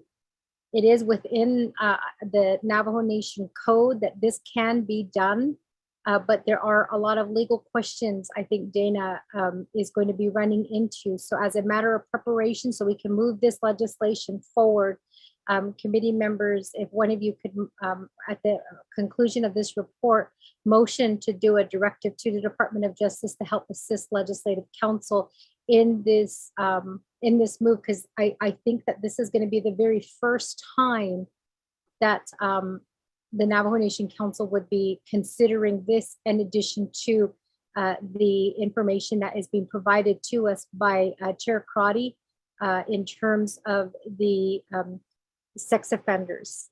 And it sounds like we may have to have a work session specifically on this so that we can try to get in as much questions so that DOJ and Office of Legislative Counsel can start working on these,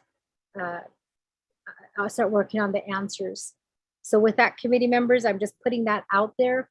Are there any other delegates on the line who wish to ask any questions or maybe share a concern with the presenters during this time?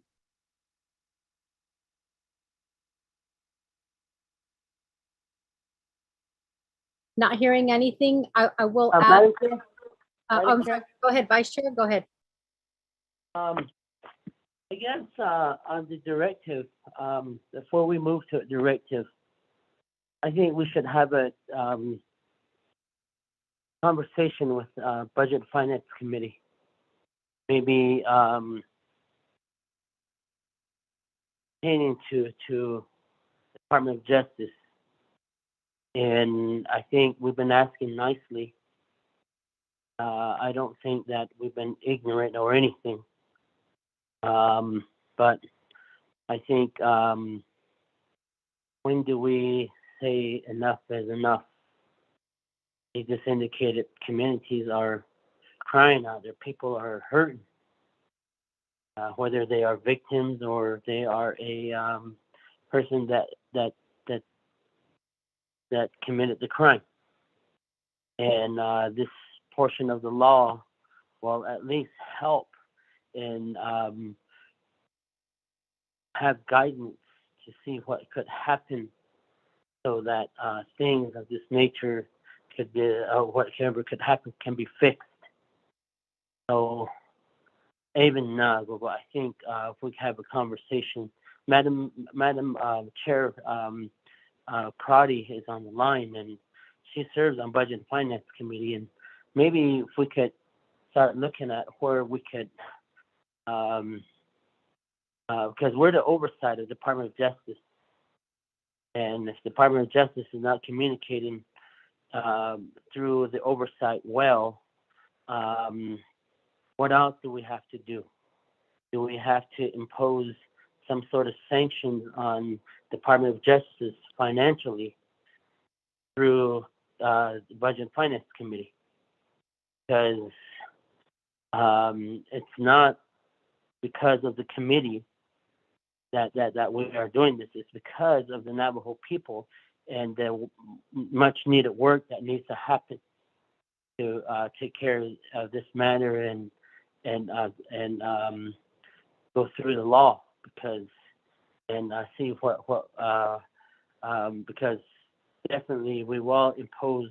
It may impose on people's rights, and especially with the what our legislative council has indicated, that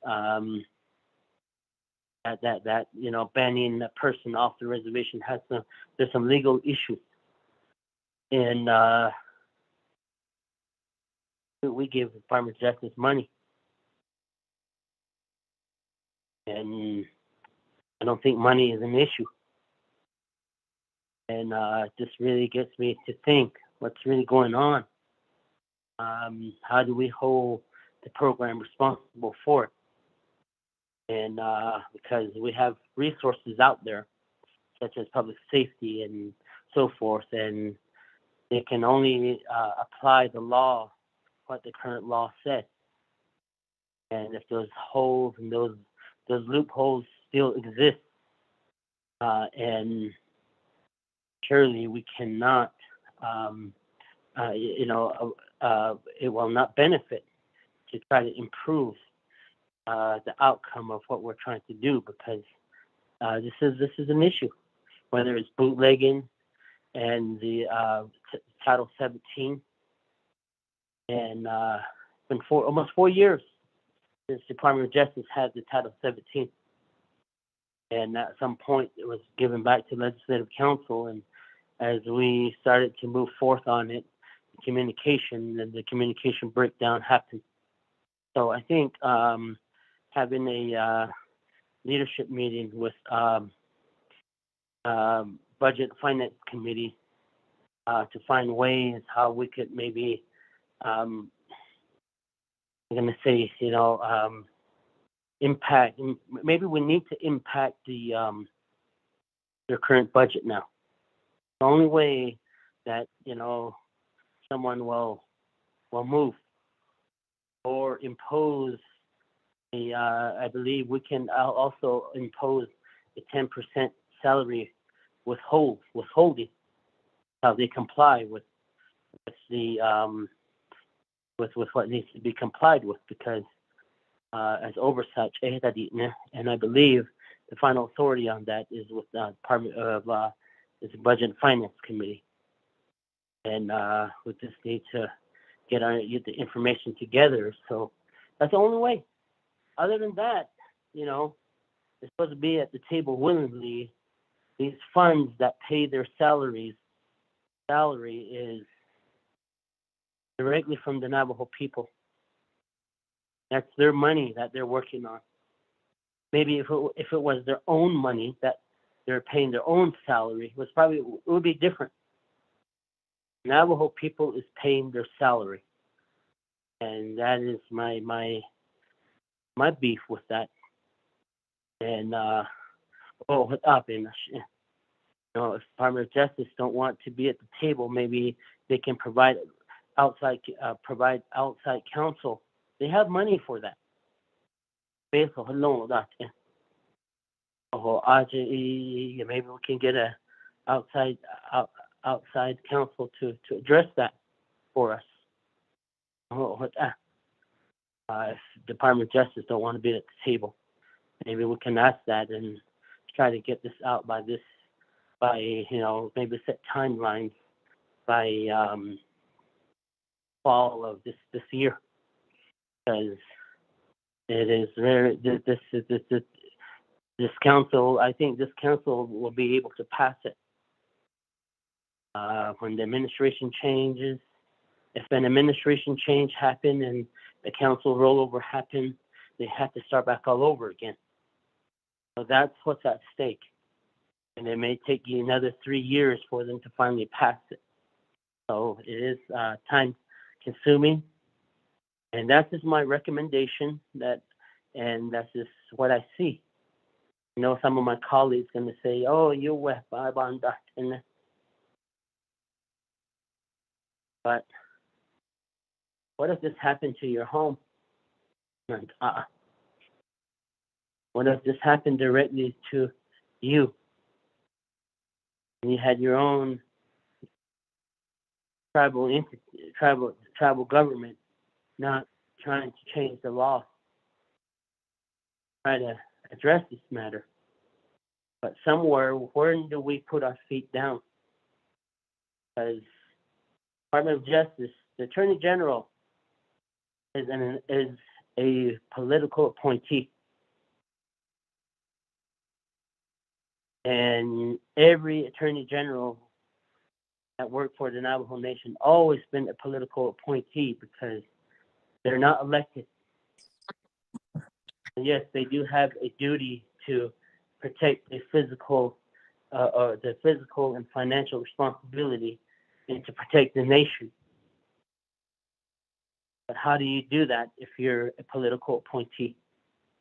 This is just some of my thoughts, and I think we really need to look at change on Department of Justice, because on that position of the Attorney General and the Deputy AG, maybe we need to start looking at it to a point where it's an elected position.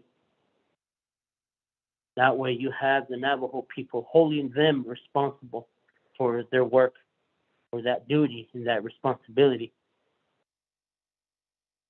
And for years, it's been like that. And you see when squabbles happen between the two branches, you always see the Department of Justice aligning with the executive branch. Even what's up in and this Title 17 and the bootlegging provision law that Honorable Eugene So is sponsoring is something that's very important. And I just got a call from one of my constituents in Tuba City Saturday. He was asking me, did you guys, is the bootlegging law in place? The bootlegging law, and she was referring to a old article, 2018. And that's the legislation that the late Honorable Nelson Yazzie, or Nelson Begay, from Ajikay, Sahili, Round Rock, Rough Rock, and that's what he introduced, and it failed at council. And she thought that law was in place, but I told her that legislation failed because of we didn't have the votes, because I believe it required 2/3 votes. Some of us delegates that were for it, and there was delegates that were not for it. So that is just my thought about it. And there's people thinking that law is in place. So we really need to do something, because every community is affected by bootlegging.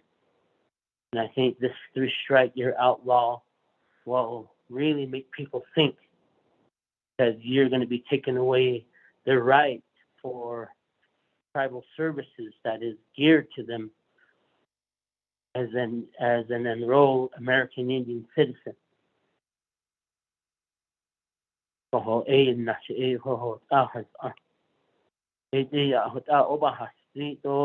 Maybe Madam Chair can elaborate on that, because Madam Chair is what we are facing. Thank you.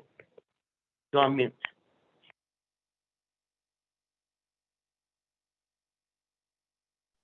Thank you for that, Vice Chair Otto. So again, certainly an issue. I think it'll be controversial in a lot of ways, but we also need to make sure that we are abiding by laws. There are, just to be clear, I believe it's the Apache and the Pueblo that do disenroll individuals, for legal purposes. One of them being. Okay. If you come back,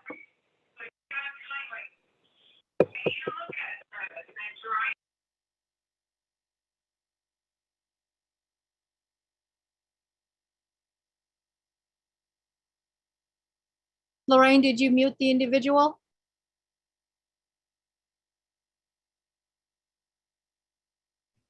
Honorable Madam Chair Charleston, it was Honorable Otto that was talking, so I muted him.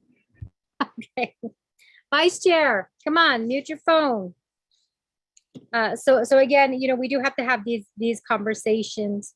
So with that, committee members, are there any other questions or comments at this time?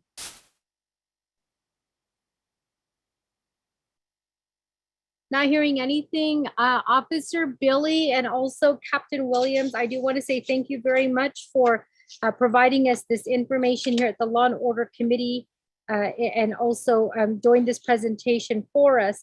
My question would be, not really a question, my request to the both of you is we are currently amending Title 17, which is the criminal code. There are things that we have to do to get ready for this major overhaul of Title 17. My question to you is, are the SORNA laws, do they need to be updated? That's number one. Are there going to be amendments that need to be introduced to strengthen our SORNA laws? Number two is, does the law cover what you both see on a daily basis working with individuals who have to abide by SORNA? And I say this because I do recall, Officer Billy, when I was a prosecutor, we both, I filed a complaint with the court, and we both went in, and you were a witness that an individual had absconded.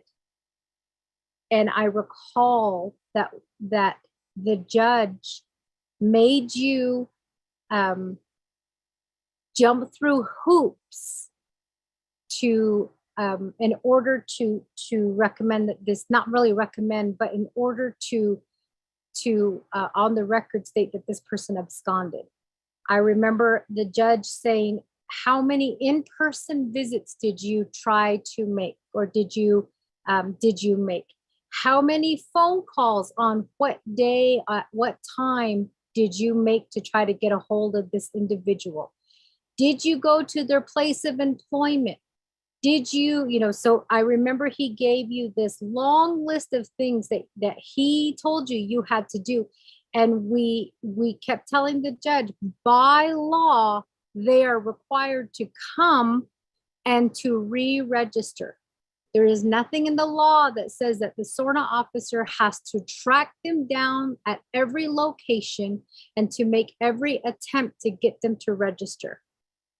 So with that in mind, Officer Billy and also Captain Williams, are there currently laws that are in the book that have to be fixed in order to strengthen SORNA?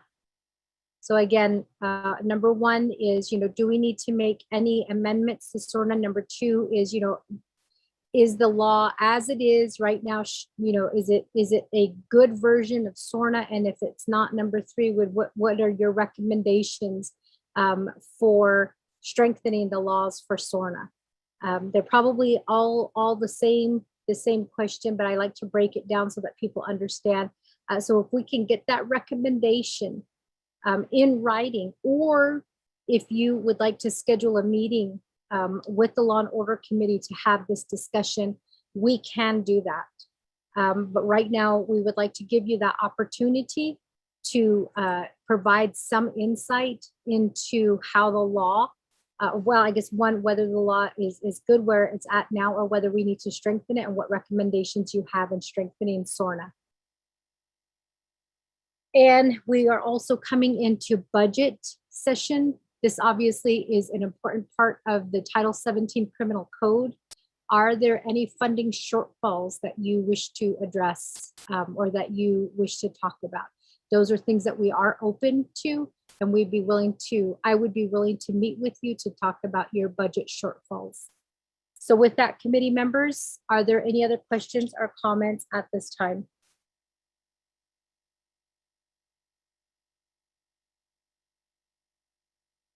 Okay, not hearing anything.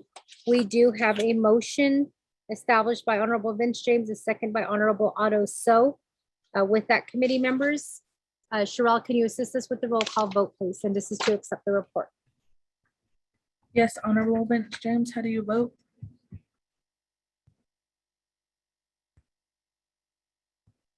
Don't get your vote screen. Honorable Vince James votes green. Honorable Eugene So, how do you vote? Vote that is got there. Honorable Eugene So votes green. Honorable Otto So, how do you vote?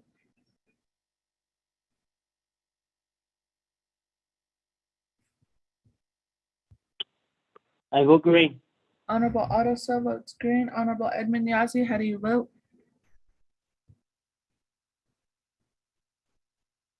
Honorable Edmund Yazzie, how do you vote?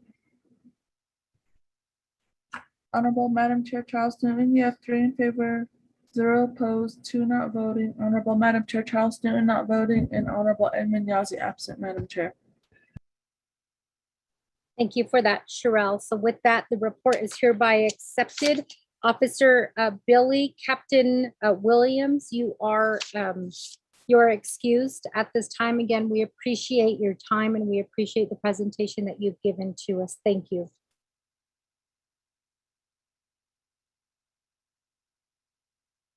So with that, committee members, we move down to item number 2, or item B as in boy on the report. We do have a report from Willie Tracy, president of the Abndn Nation Incorporated, regarding legalizing peyote. Mr. Tracy, are you on the line? Yes, I am here. Mr. Tracy, thank you for being on the line. Mr. Tracy, I do have, so let me just go through the procedures. I'm sure you did hear it. You will have 15 minutes to present your information. If you need an additional 5 minutes, we can ask the committee if there are no objections. We will give you the additional 5 minutes to provide your presentation. You can have up to 2 agents. Those are two people who can help assist you with presenting. And you can also call upon your agents to help assist you with answering questions. During this time, I would like to ask and remind everyone to make sure that their phone is on mute. You can look down at your phone, make sure that the mute button is highlighted. That's how you know your phone is on mute. If you are listening in online, there is a button at the bottom left-hand corner. It says mute. You push that mute button and you will be put on mute. Mr. President Tracy, do you have any questions regarding the procedure at this time? Not at the moment. Thank you, Mr. Tracy. So I will have to ask Mr. Tracy, do you have two agents that you can identify at this time who will be assisting you with your presentation today? Yes, myself and also Andrew So, who is the statutory agent for Abndn, and also Stephen Benally, who was the prior president for Abndn. Thank you for that, Mr. Tracy. Mr. Andrew So, Mr. Stephen Benally, are you both on the line?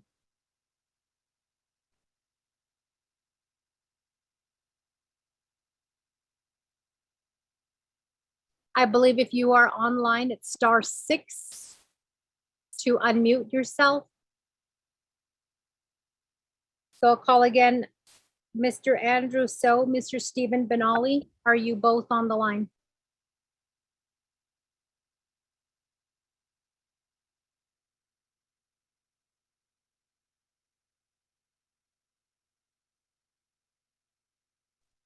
Okay, Mr. Tracy, it sounds like it'll just be you presenting to us at this time. Committee members, I do need a motion and a second to hear the report.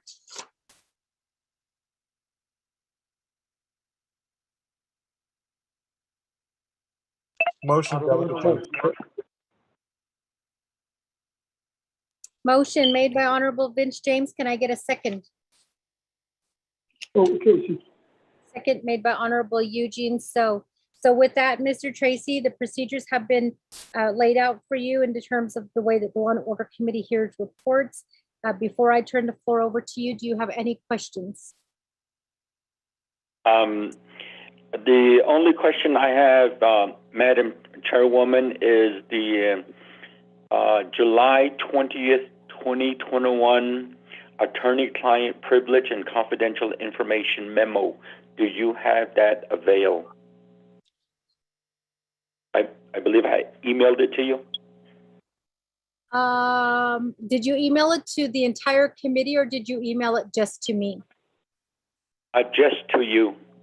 Okay, I'll go ahead. I don't think I opened that. I'll go ahead and forward that to our legislative counsel. Just in the event that there's no, I just need her to clarify that there's no conflict before we can actually look at the document. But I have to ask President Tracy, are you going to be requesting any time during this time to go into executive session with the Law and Order Committee members? After my presentation, I would like to request, if that is permissible, to go into executive session and to bring DOJ online to explain the content of the memo. Yes, we can Madam Chair? certainly entertain that at that time. Thank you, President Tracy. Vice Chair Otto So, go ahead. Yes, I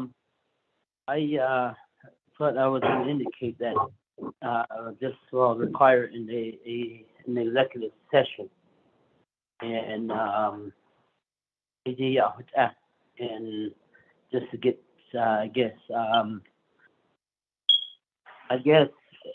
all the players are probably not on the call right now. The Department of Justice is not on the call, and I think my recommendation is that we have a separate meeting geared towards this matter here, and that way we have all the players at the table there, and especially the agent, Mr. Sosi, to have his other agents on the line also to be present. That way, we can have a in-depth dialogue on this, because we only have 20 minutes on this. They only have 20 minutes on the report. So that's just something that I just want to put on the table as an option. If not, I guess we can go ahead and move forth with it. But as the agent requests for the Department of Justice to be on the line, I hope they're on the line. They should be on the line. That's just something that I have to say that we shouldn't be reminding them because this is an oversight committee meeting. So, thank you. Thank you, Vice Chair. So just so you know, Vice Chair, and also delegates on the line, this matter will also be heard at RDC as well. I believe it's on the agenda scheduled for tomorrow. So we can hear this information, and in the event that we feel at Law and Order Committee that this should be a separate issue and we should have a leadership meeting on it, I can make the recommendation at RDC tomorrow. But I think at this time, what we can do is we can get some information right now in terms of the issue and how the Law and Order Committee plays an important role in the advocacy of this issue that is being brought before us at this time. So if there's no objection, committee members, I'm going to go ahead and turn the floor over now to President Willie Tracy. He is the president. Madam Chair? Vice Chair Otto. Sorry. The other thing too, the attorney-client privilege document, how can we as committee members get a hold of that? Because I believe it's forward only to you.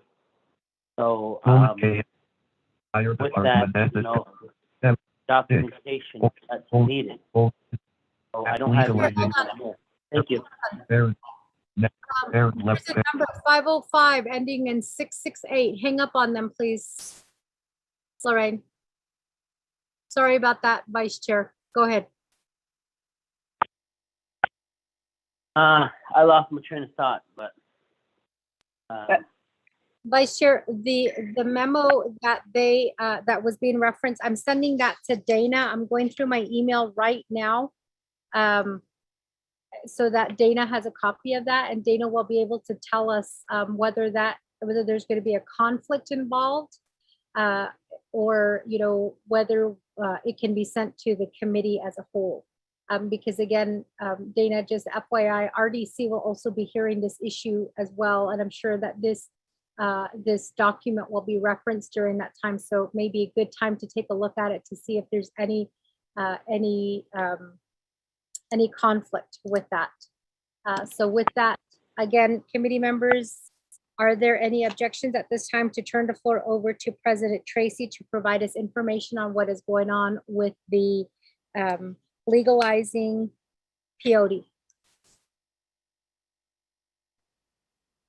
Madam Chair, this is Desiree Deschini. May I speak for a moment?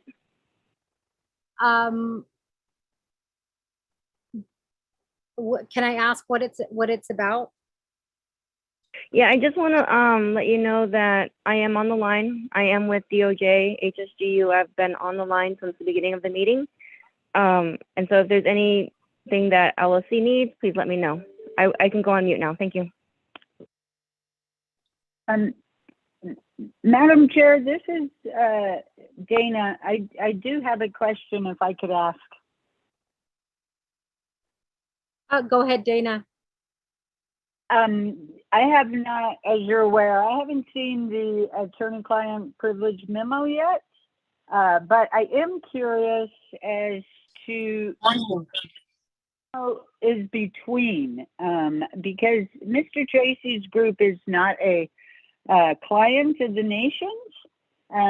So what I am really kind of concerned with is that Mr. Willie, if that memo is between him and his attorney, by sharing it, he would be waiving the attorney-client privilege. So I just want to point that out. And as I said, I haven't seen the memo yet. Thank you, Madam Chair.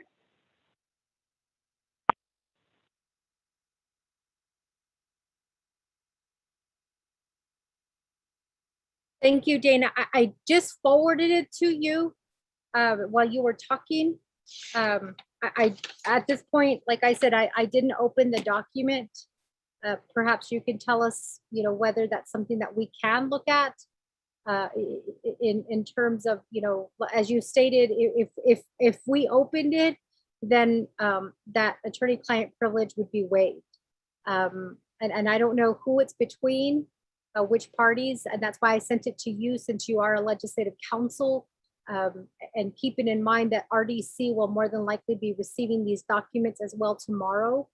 So I think it is going to involve whether we as delegates can read the document and really kind of see for ourselves as we're reading what the issue is about. But in the meantime, again, I know that there are a lot of questions. I'm going to go ahead and turn the floor over to President Tracy to provide us some information on what he's talking about with this issue. Are there any objections from any of the committee members?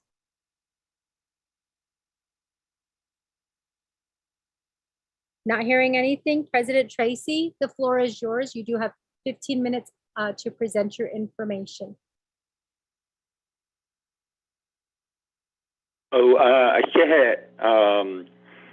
Honorable Chairwoman Charles Newton, Yat Ishawe, Otto, and the members of the Law and Order Committee of the 24th Navajo Nation Council, Honorable James, Honorable So, Eugene So, and then Honorable Otto So, and then of course Honorable Edmund Yazi as well.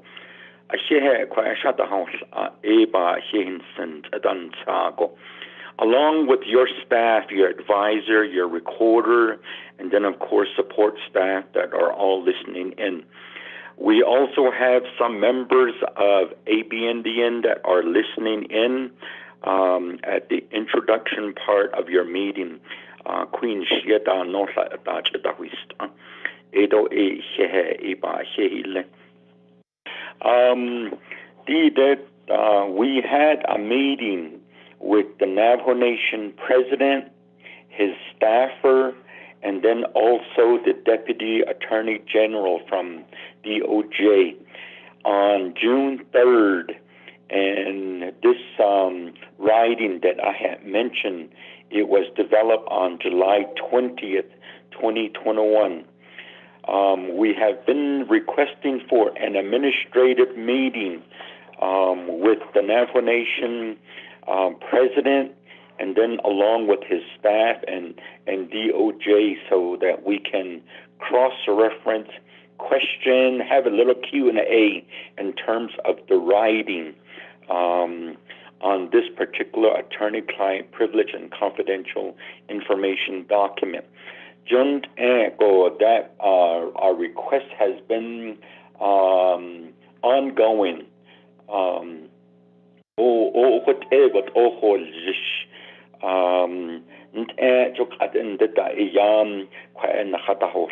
As a subpart to the overall Navajo Nation Council,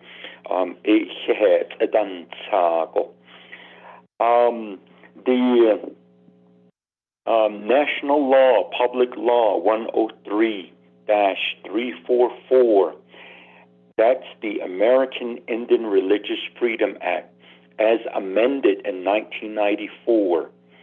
Now, within the contents of this particular public law, there's certain parts that identifies only bona fide traditional ceremony would be practiced by federally recognized tribes, and using this as a peyote in their ceremony. Now, our intent is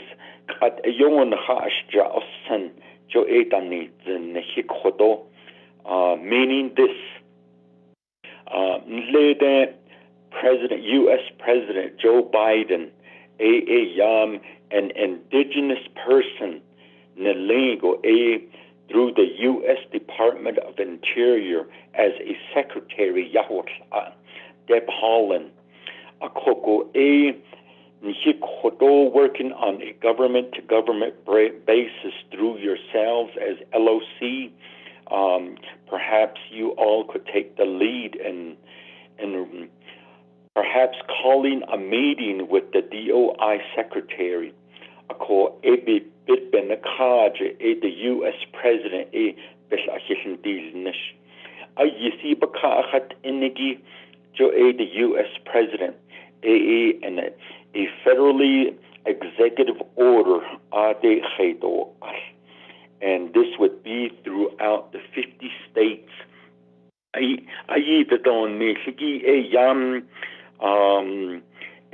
The 50 states to remind them that we do have a federal law that covers the 50 states, and within that law, and that covers the use of peyote. As is now, as federally recognized tribes, Native American tribes,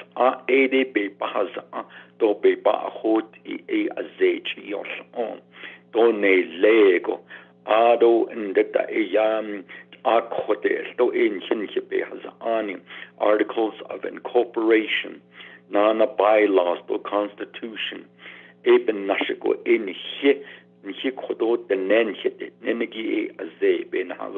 nation, our way of life, to aze kodenel yao be sotil zeno eyen khas akut ko John latte kenahar kode en hisnego this freedom of religion nishito be to be na hot idon kik est hita aden hisne akonde through this public law 103-344 be sotos zengo be na hot inan hisne ko jo bigid oben kaje yam achat how the di aze chdenil inido ajen heot labi nas lagi achat how be aki hadidze ado und be ach hadidze jotanitzo yapan sikes die be has ani na khabe ho agidon khabik ho liagi ba jainil nego pan sikes die kode den nenchete negi o hayu die ego yetso del zendo adon da yena okha ye ya akedest in akho ekut nana sao has I koje khadin sos nana sao sto koje nal sos de yenesa asto akonde it atso anishin ego banza keso ikwe aze chon ige it ahad elda ade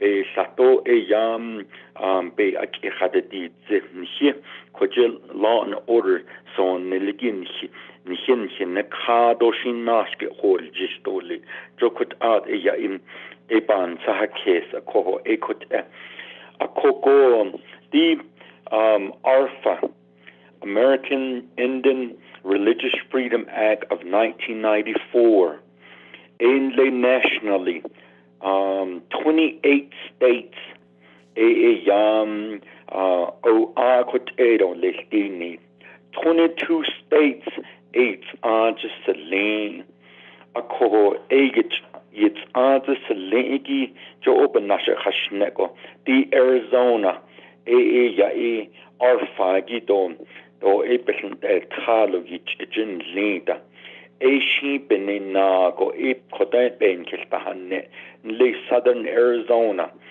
do bakagish kijin lingo aje she greenhouse as they named ako ado and the daikot ego baol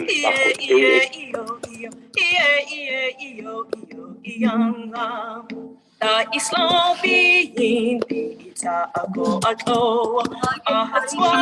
phone. We apologize for that, President Tracy. No time will be taken on.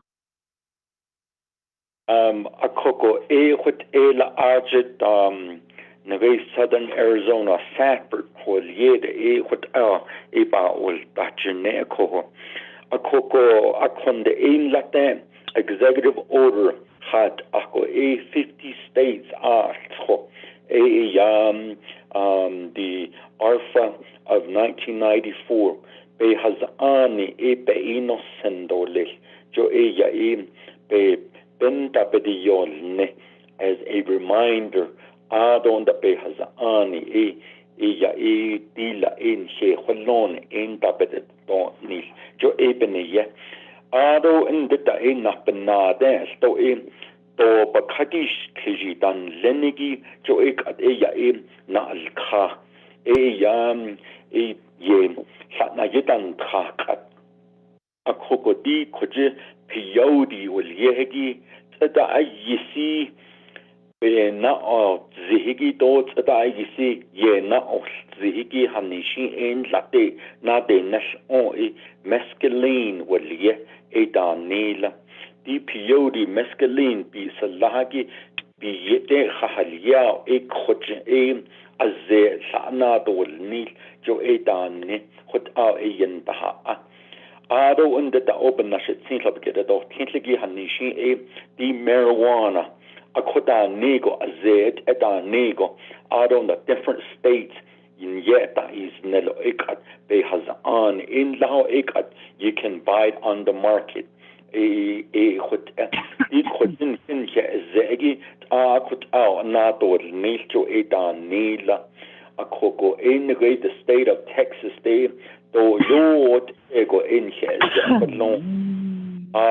ba jata inil na go an ren zako na khalchen ni tsoke ni nalike na khapa ta don na jota ni so in lego ya be ni na hat agi khot ko benina di koje at ego hanishi di mescaline the snowbatch ona anegi do shin piodi ya khot be khulonda na sache azet o yus that ego be ta holonigi shin argo khot that lehon shin at hope khot holni a konden he khoto azet piodi gi ya ado banda chit indo les ado in the dam di aslatin kaya khawdata nsago hata huisogi bigije be has ani atach lehegi sto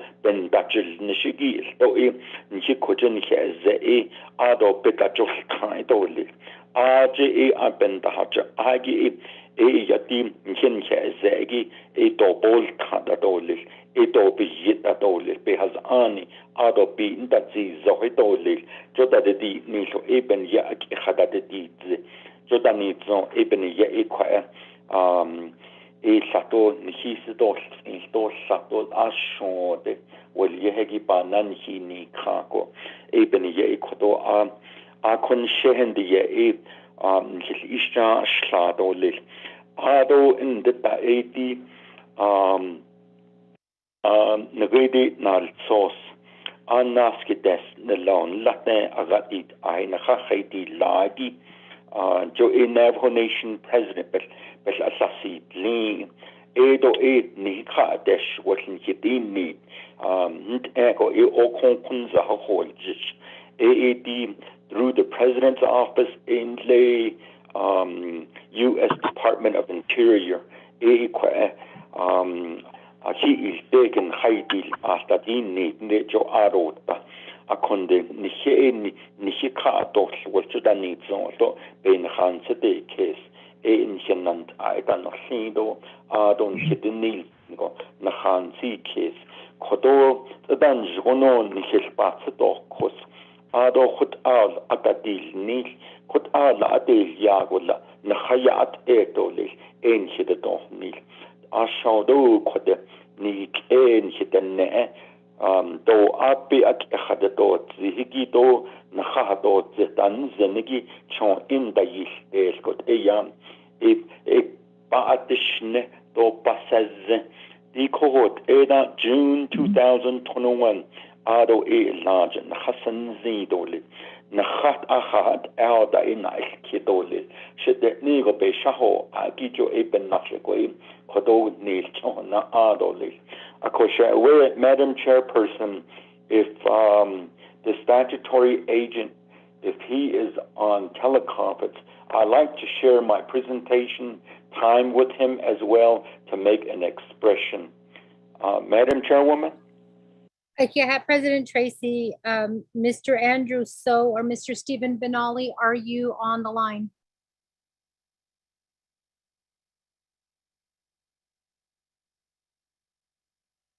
You may be muted, so you might have to do *6 to unmute yourself. Mr. Andrew So or Mr. Stephen Benali, are you on the line?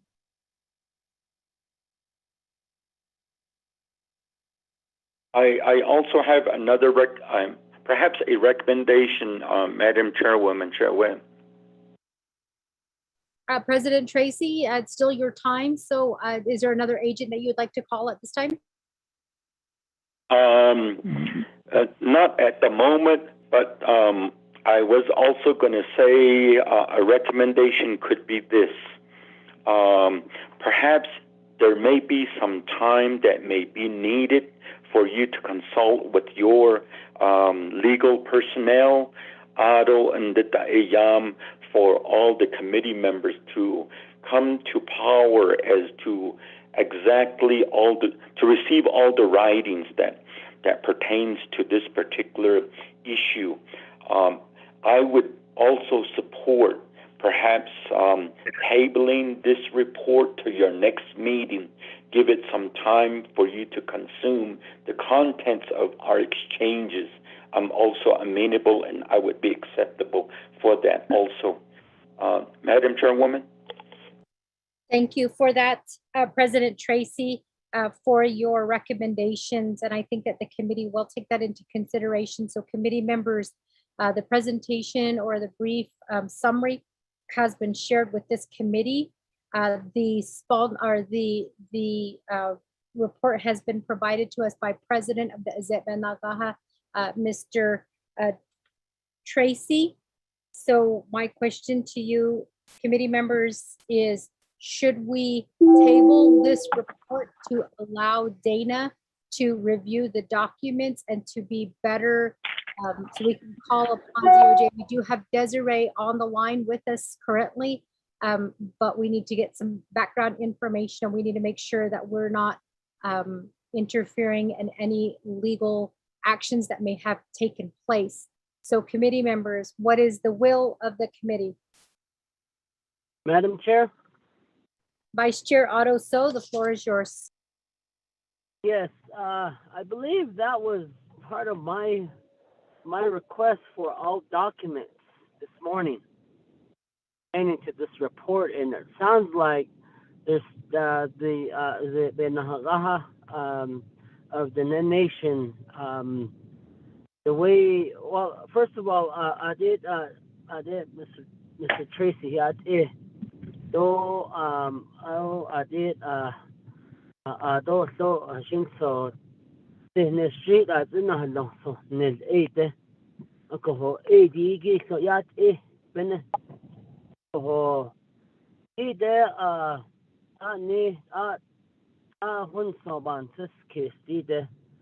The other lag could open report is I see and his Eastern Asia that I mean the document be Eastern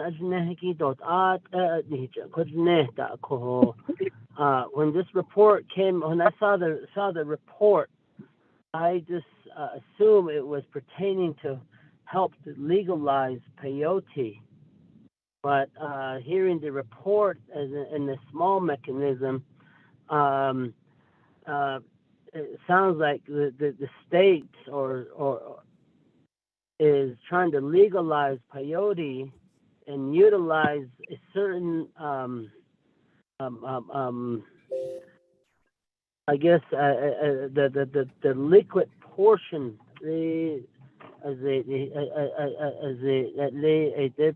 be it the hononiki for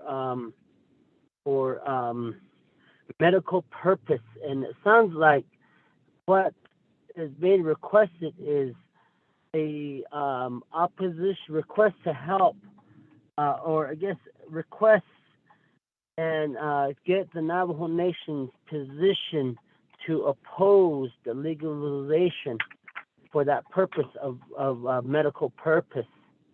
Alcohol, did there not so sick or I see art the chat at all if we have everything there. And I guess the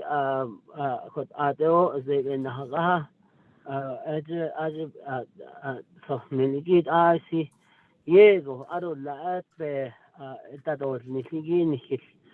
we need the documents on that, and I think the other is that we need to get the whole council up to par on this, because what you are requesting is a position of the Navajo Nation to make the statement. The other thing also is you did allude to having a conversation with the Office of the President, and thus far, and really haven't get any type of communication. To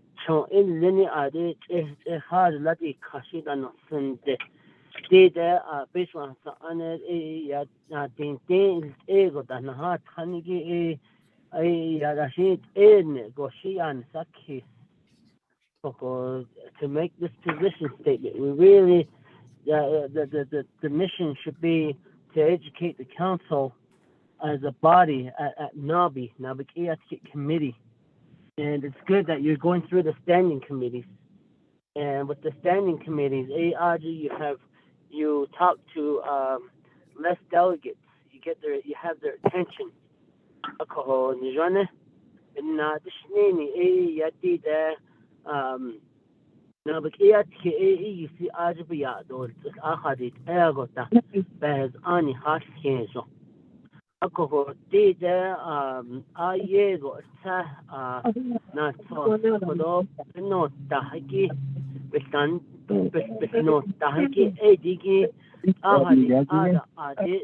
Kita, there's interruption.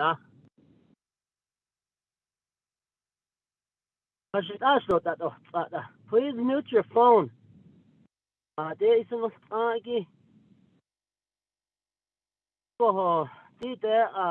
To educate the council on this, so that we can be unison on this. And you're going to have the federal government or whatever goes on to legalize this, but we're on this initiative not to supporting not to legalize it.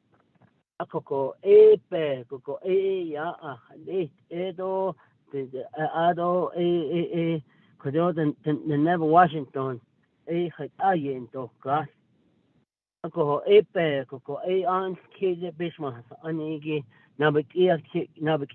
committee. It's not going to go to the council, because most likely this will request a position of the Navajo Nation. The other is the I guess the consultation with our trustee. Washington yen hikidez ido behas ani between lini ya aket ini biyado ya konsi ja akoko bab national oha ish behas ani kodo ya kodo technigo kodo be beneta to something that protects us. And those laws that you cited, those are laws that cite to religious rights, the rights to religious freedom. I don't that this no is no tahiki no is the linigi to your inigi the mindset of it is it seems to your inigi they have a certain way that they utilize this is the so that is the I don't say she not the she thought that so I think what I am to that case and that concept. Akoko it should be holonigi that don't it's just like with hemp and marijuana.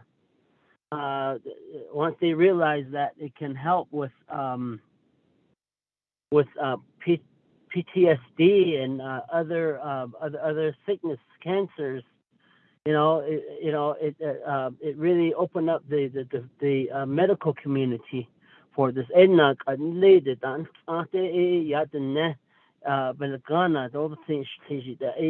that industry to try to capitalize on the medical industry on that. So I do support that I would just like to defer this this report to the I guess to the timelines of when the organization could have all resources ready for us to review, so that we are up to par on this. Because like I said, I looked at the agenda and it talked about legalization of peyote, and I thought, legalization, but it's different. I would like to defer this report to an upcoming meeting when Abndn of the nation and Department of Justice and individuals that are attested to this can provide all information, so that we, as the tribal leaders, that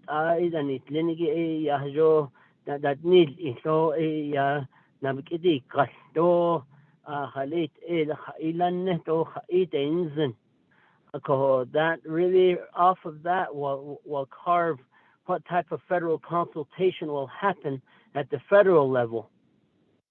Because the position of the Navajo Nation, any position of the Navajo Nation, is the authority of the Navajo Nation Council or Nabakiati Committee, not the president. So, the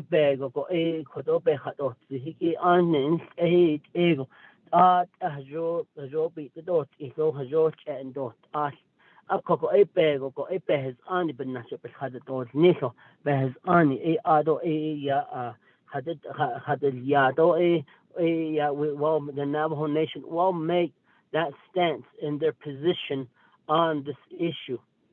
I would like to defer this report to an upcoming meeting, to when the parties has all adequate information for this, because when you look at the Title 17, I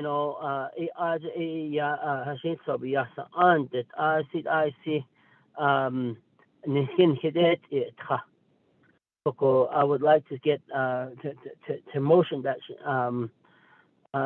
Madam Chair, to defer to an upcoming meeting, not the next meeting, an upcoming meeting. If they're ready at the next meeting, let's just hear it. But if they're not, we don't have to hear it until they are ready, and we'll set it to their timeline.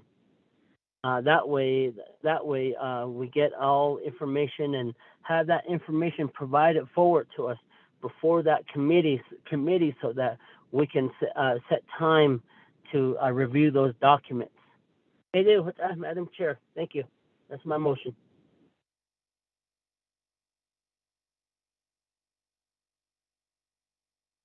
Thank you for that, Vice Chair. So with that, committee members, there's a motion on the floor right now with the approval and also the request from the president of Abndn, Mr. Willie Tracy, to table this legislation. And the request right now is to table the legislation until all of the information can be gathered to us as a committee, since it will require a legislation that will have to go through Nabikiatske on the position that the Navajo Nation stands. And thank you, Delegate Otto. So thank you for making that point. I always try to make it clear to our Navajo people and to our Navajo voters that only council has the authority to make a position, to state a position on behalf of the Navajo Nation, not the president. not the vice president, only council. So I do appreciate you making that statement again, and it is good information for people to know. So we do have to gather our facts and make sure that we are all under the same, I guess, under the same umbrella in terms of what needs to be done. So committee members, a motion has been stated. Is there anybody who would like to second from the committee? Second, Delegate James. Second, made by Honorable Vince James.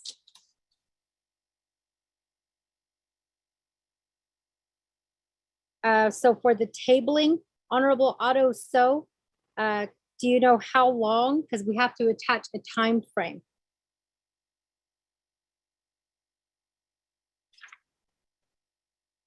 Madam Chair? Vice I Chair, would the floor is yours. possibly, do you hear me? I Yes, would we can hear possibly you. request for 30 days. Just the way I see this is that there's not anything. We haven't, like I said, 30 days should give them enough time to get documentations together, so that the committee could have this information in it. And the thing about it is to get this information to us early so that we can review these prior to the meeting, so that it's provided for us, and we are aware of what is wanted from the organization. Let's try 30 days, and that way it puts the time back on them to get the information to us. Thank you for that. By Honorable Vince James, are you good with 30 days?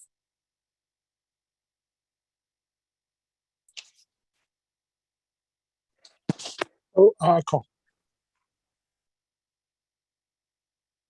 Honorable Vince James, did you second?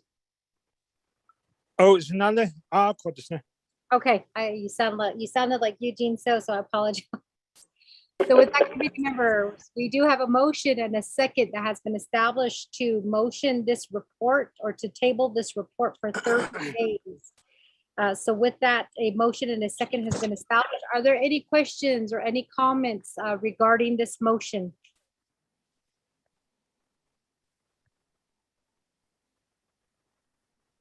Not hearing anything. Sherelle, can you assist us with the roll call vote, please? Honorable Vince James, how do you vote?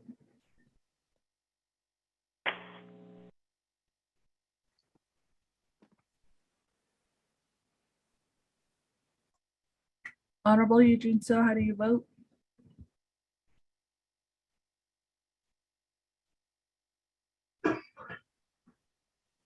Delegate James votes green, if you didn't hear me again. Honorable Vince James votes green. Honorable Eugene So, how do you vote?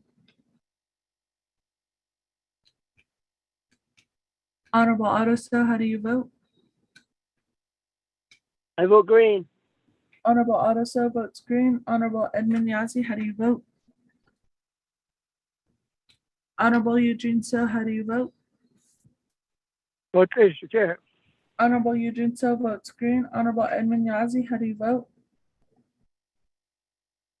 Honorable Madam Chair Charles Newton, you have 3 in favor, 0 opposed, 2 not voting. Honorable Madam Chair Charles Newton not voting, and Honorable Edmund Yazzie absent, Madam Chair. Thank you for that, Sherelle, with the vote of 3 in favor, 0 opposed, 2 not voting. This report has been tabled for 30 days. President Tracy, we appreciate the report that you provided us, and hopefully within those 30 days, we'll be able to have a meeting, possibly a joint meeting with RDC. I will go ahead and let the RDC committee know tomorrow that the Law and Order Committee has tabled this report. And so maybe we can do a joint RDC meeting to have this discussion, or put it forward to speaker and have a presentation given to us at Nabikiatskit, since it does need a position to be stated in where the Navajo Nation stands with this issue. Before I excuse you, President Tracy Shanad, did you want to say something before we proceed forward on our agenda?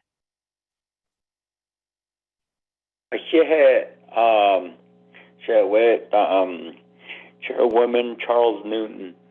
On behalf of Abndn,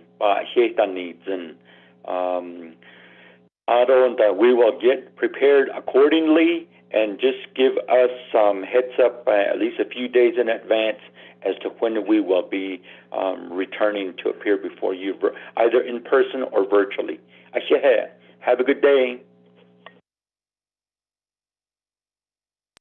Yeah, Madam thank Chair? you, Tracy. Vice Chair Ottoso? I believe I would like to see if you could reach out to Chair Rick Nez and suggest the same thing to table this legislation or this report, or before they hear it, just to defer it. And the reason why I'm saying this is that the joint meeting is something that is very, very good. That way, we have Resource Development Committee at the table and LOC at the table. And that way we could craft this and try to provide the direction that's needed for this important issue that the Abndn Nation has brought forth to the Navajo Nation government.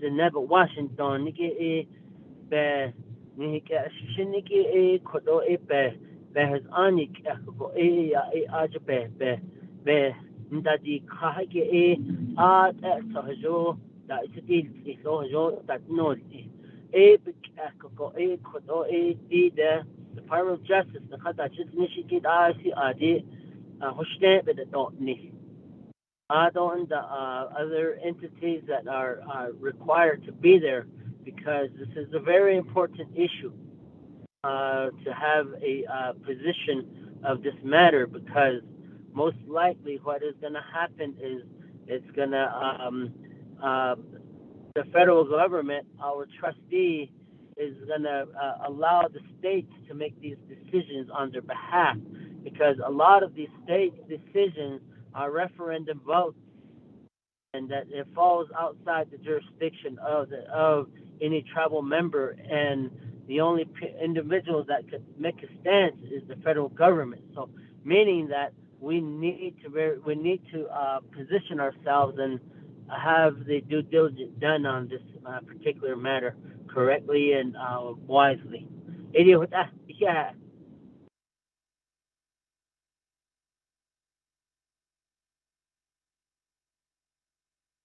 Thank you for that, Vice Chair. So with that, committee members, are there any questions regarding the table? Vice Chair, I will go ahead and talk with RDC. I will text Chair Naz to let him know what LOC has done today. And just kind of give him a heads up, and then I'll also be on the RDC call tomorrow to give him the information there as well. So with that, committee members, we are now moving forward on our agenda. We're now at item 6. There's that is old business. There is none. Item number 7, new business. We do have on the topic of discussion, committee members. We will need you to pull out your calendar books. The Kayenta Fire Department has requested to meet with the Law and Order Committee. There are 3 dates that they did propose. The dates are scheduled for April. One of those dates don't work. The dates are April 11th, the 18th, or the 25th. As you know, the 18th, first day of spring session. So I would like to recommend that we meet April 25th, which is the last Monday of April. If committee members, are there any objections to that date? I believe, this is Delegate James Nunn. I believe April 25th is a Sovereignty Day, Navajo Nation holiday. Is that correct, Lorraine? Madam Chair, I looked up on DPM's website and there's no holiday for that. The next holiday for Navajo Nations until May 30th and June 1st. Oh, okay. Thank But you. I can check. I can double check. Yeah, I saw that too, the Sovereign Day. And I think it is a recognized day, but it's not a paid holiday. Like it's not a paid day off. So if we're good with April 25th, committee members, we can go ahead and schedule that right now. Are there any questions or any objections to that? I'm good with it. Schedule it. Thank you, Lorraine. There's not a vote for this one here. It just looks like it's discussion. So the date that we've selected is April 25th. If you could work with the Kayenta Township Fire Department and let them know that that's the date that we've selected. And then if they're good with that, then we can go ahead and put it on the next committee, the Law and Order Committee meeting for an official vote. Got that, Madam Chair. Thank you. Thank you. The next item for under discussion is Resources and Development Committee requesting to meet with Law and Order Committee. This is a work session. They did identify April 12th at 9:00 a.m. This is regarding legislation 0002-22. I believe that this is the vicious dog legislation. We were initially supposed to have a RDC meeting work session on March 25th, which was this past Friday, but we had that 0257-21 NABI meeting, so we weren't able to do that, and they're rescheduling now to April 12th. So committee members, do you have any objections to April 12th, 2022 at 9:00 a.m. to meet teleconference with RDC on a work session? And again, this is teleconference.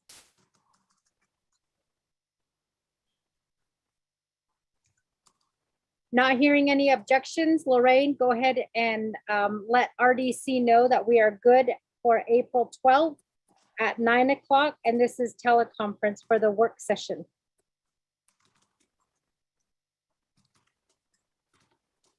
Madam Chair? Yes, Vice Chair? Go ahead, the floor is yours. Maybe for that work session on April 12th, we could maybe meet at Twin Arrows. That'll be good. That way we're all in person. That's just my suggestion, just a recommendation. That's all. Thank you. Madam Chair. Lorraine, go ahead. It was scheduled for 20 arrows, but I already changed it back to just a teleconference meeting. Thank you, Madam Chair. Can you go ahead and request the RDC that we change that back to an in-person meeting? Because this is, an important legislation that currently is tabled.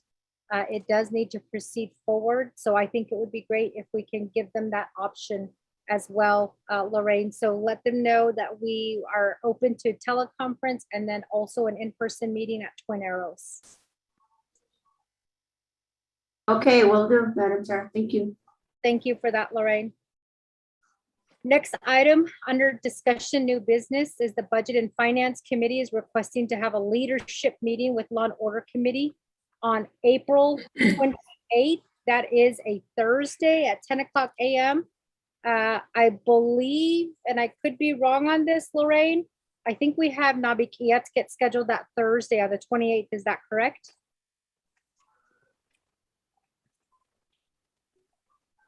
Okay, Madam Chair, this was scheduled by BFC, so NABI usually meets the second Thursday and then the next Thursday. Well, yeah, that is correct, the 28th. But I think she wanted the meeting to be held at 9, but I put down as 10. So a 1-hour leadership meeting to discuss conditions of appropriations. I don't think that that's going to be enough Yeah. time.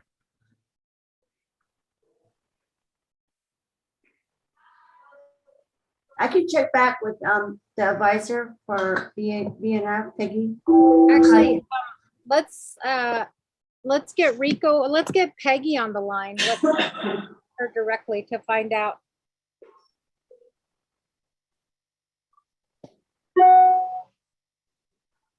Can you please hold? I'll check with her. Hold on.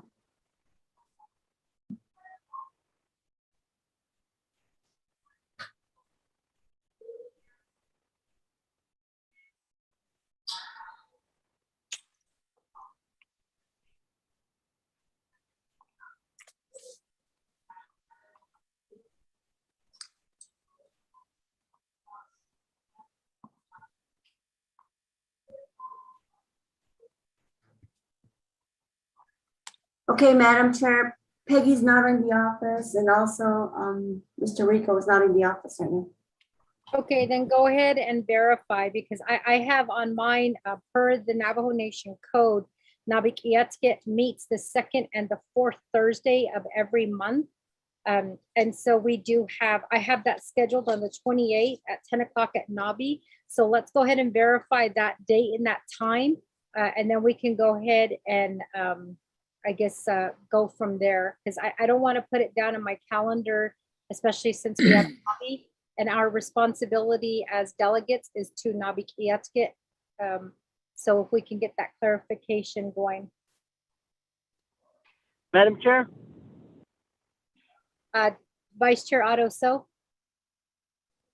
What if we start at 7 o'clock in the morning, 7 to 10? And by now, I think that will give us some time. Thank you.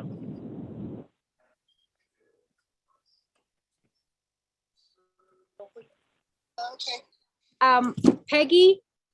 Yeah, Can everybody hear Peggy? I can hear you. I'm Lo- not sure. Lorraine, can you hear Peggy? Yeah, just a little bit. She needs to speak louder. Okay, Peggy, can you speak up just a little bit louder? Okay, can you hear me now? Can you hear her now? Yes. Okay, Peggy, we are just now discussing the Budget and Finance Committee leadership meeting.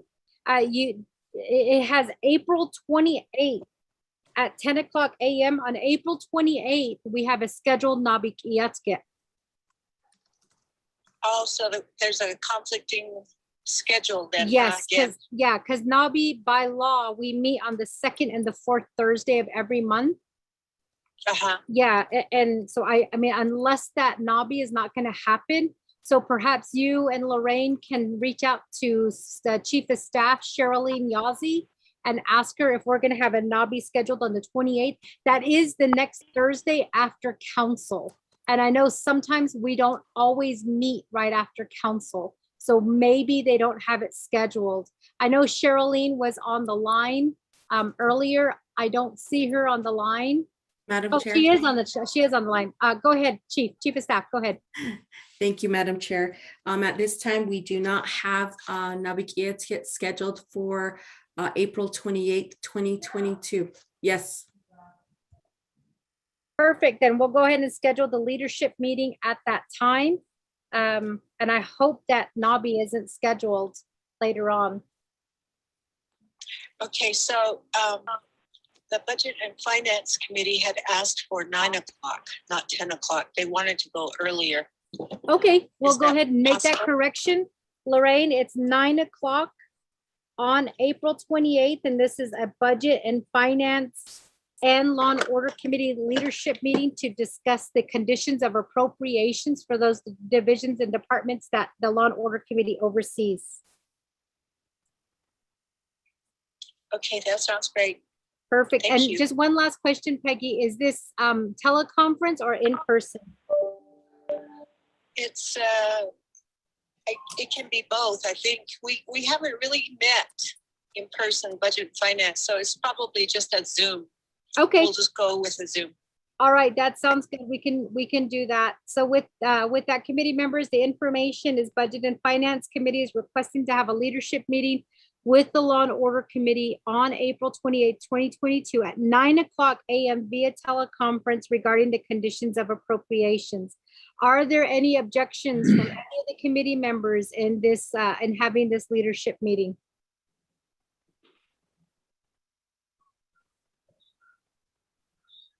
Not hearing anything, Lorraine, go ahead and put this information on the next Law and Order Committee agenda so we can have a formal vote. Thank you, Peggy. I'm going to go ahead and hang up on you now. So thank you. All right, you're welcome, and thank you, everybody. Good morning, or yeah, afternoon, yeah, thank you. Madam Chair, this is Steve Edsity from the Judicial Branch. May I ask a question? Yes, Mr. Atsidi, go ahead. Good afternoon, Shannon. Thank you for the time. I just want clarification. Does this leadership meeting involve the COA's legislative concerns that were addressed to the Judicial Branch? It will be all conditions of appropriations that Law and Order Committee oversees. Okay. And it is a because there leadership was- meeting, so it sounds like it is just going to be between both committees. Right. This was originally, as I understand it, originally proposed by BNF, and we were hoping to get dates in March, but those didn't work out. We thought we had a date of March 31st, but that's not on your calendar. And so I'm just wanting to verify that this is going to be the new date. As far as we know, yes, it is the new date, April 28th, 2022 at 9:00 a.m. Okay, thank you very much, Madam Chair. Thank you. Thank you. So with that, committee members, we are now at item number 8, close of the meeting. Before I call for a motion and a second to adjourn, I'd like to ask, are there any committee members who have any announcements at this time?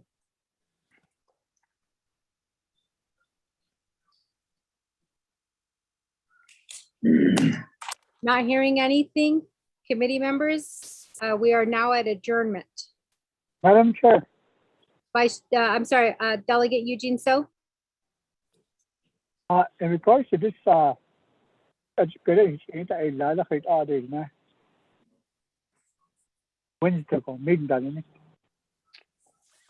are you talking about, Eugene? I'm sorry, Delegate So. the Lucas chapter, remember they had a mail to us to, they're having a meeting at 7:30 Wednesday evening, I think. So what do we do with that? Are we going to ask a different meeting or what? Well, they did email us and asked us if, I think they emailed it to several delegates. I responded back that I can't be in attendance. I have a meeting in Crown Point, a couple of meetings out there. And I'm probably going to be driving back around that time, so I won't be able to attend their meeting. But I did let them know that we meet on the 2nd, 3rd, and 4th Mondays of the month. So that was my response.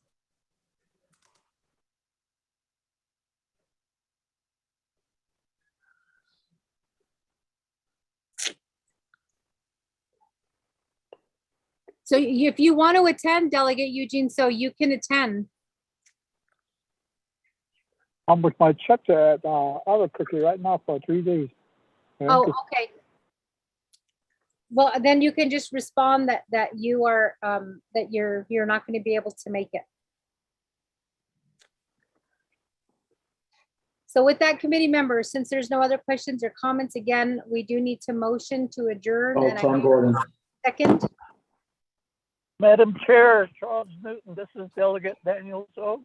Delegate Chair So, the floor is yours.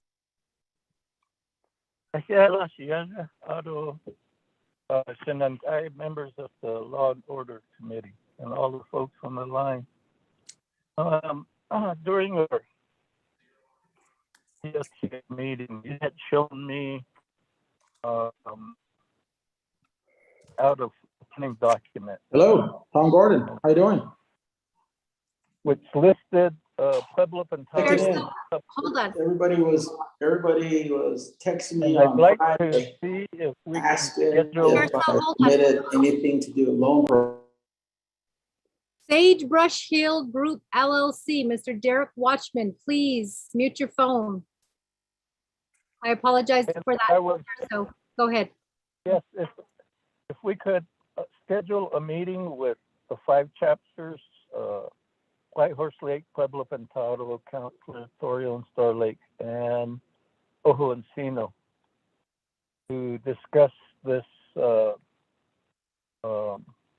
substation. If we could schedule it on April 25 by teleconference, and that would really be helpful. One, to solicit comment from the chapter leadership as well. Madam Chair. Thank you, Chair. So I think on April 25th, we did just now select that as a date to meet with Kayenta Township Fire Department. If we, Chair, so if there's an alternative date, because I know that Vice Chair and I, we always try to make the effort to go out to the communities and represent Law and Order Committee, Chair. So, and as you know, Eastern Agency is not represented on Law and Order Committee. So we would like to, if possible, do an in-person meeting. If you are amenable to join this in-person meeting. Right now, we don't have anything scheduled for April 11. I believe that day is open, and we do have a Law and Order Committee meeting. So if you are good with April 11th, I will say that I will make myself available in person, so that we can talk about the substation, and also talk about the issues, there with public safety and justice for your 5 chapters, Chair. So If I could request a meeting, I am composing an email to the 5 chapter leadership right now, and I will basically put in the meeting or in the email that April 11 is the meeting date, and I would look to the chapter leadership to designate a location. and that would be great, Chair. So, and like I said, I will personally attend this meeting in person. I will leave it to the committee members, Delegate Vice Chair Otto So, Delegate Vince James, and Delegate Eugene So, to attend this meeting. I will leave it to them if they want to attend in person, but we can certainly get that date scheduled for April 11. Committee members, I guess we'll go ahead and we'll wait for Chair So's chapters to respond, and I will be in contact via email. And then once we get that solidified, we can put that on the official agenda and get it voted on, and that way it's official on the record.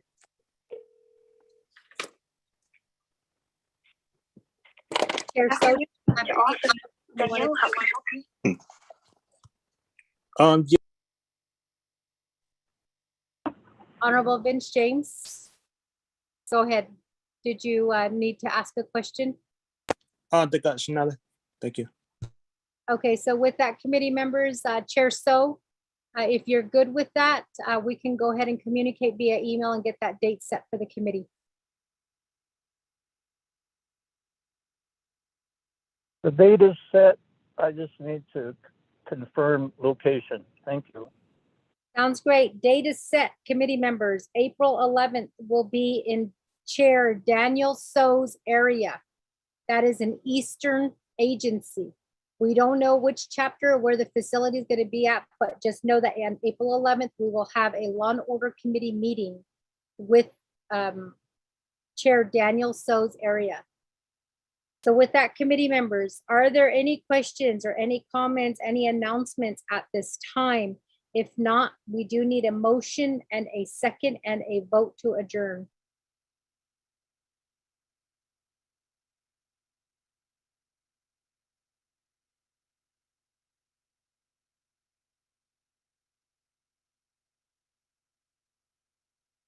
Second call, committee members. We need a motion and a second to adjourn. Delegate James motion. Motion to adjourn made by Eugene. Delegate James, second by Honorable Eugene So. Sherelle, can you assist us with the roll call vote, please? Honorable Vince James, how do you vote? Delegate James votes green. Honorable Vince James votes green. Honorable Eugene So, how do you vote? So please, go ahead. Honorable Eugene So votes green. Honorable Otto So, how do you vote? I vote green. Honorable Otto So votes green. Honorable Edmund Yazzie, how do you vote? Honorable Edmund Yazzie, how do you vote? Honorable Madam Chair Charles Newton, you have 3 in favor, 0 opposed, 2 not voting. Honorable Madam Chair Charles Newton not voting, and Honorable Edmund Yazzie absent, Madam Chair.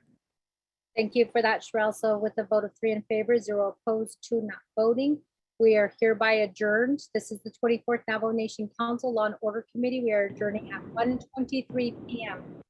Thank you, everyone. Be safe out there. Next meeting is scheduled on April 1st, which is this Friday, April 1st. It's a special Law and Order Committee meeting. Thank you and have a good day. Be safe.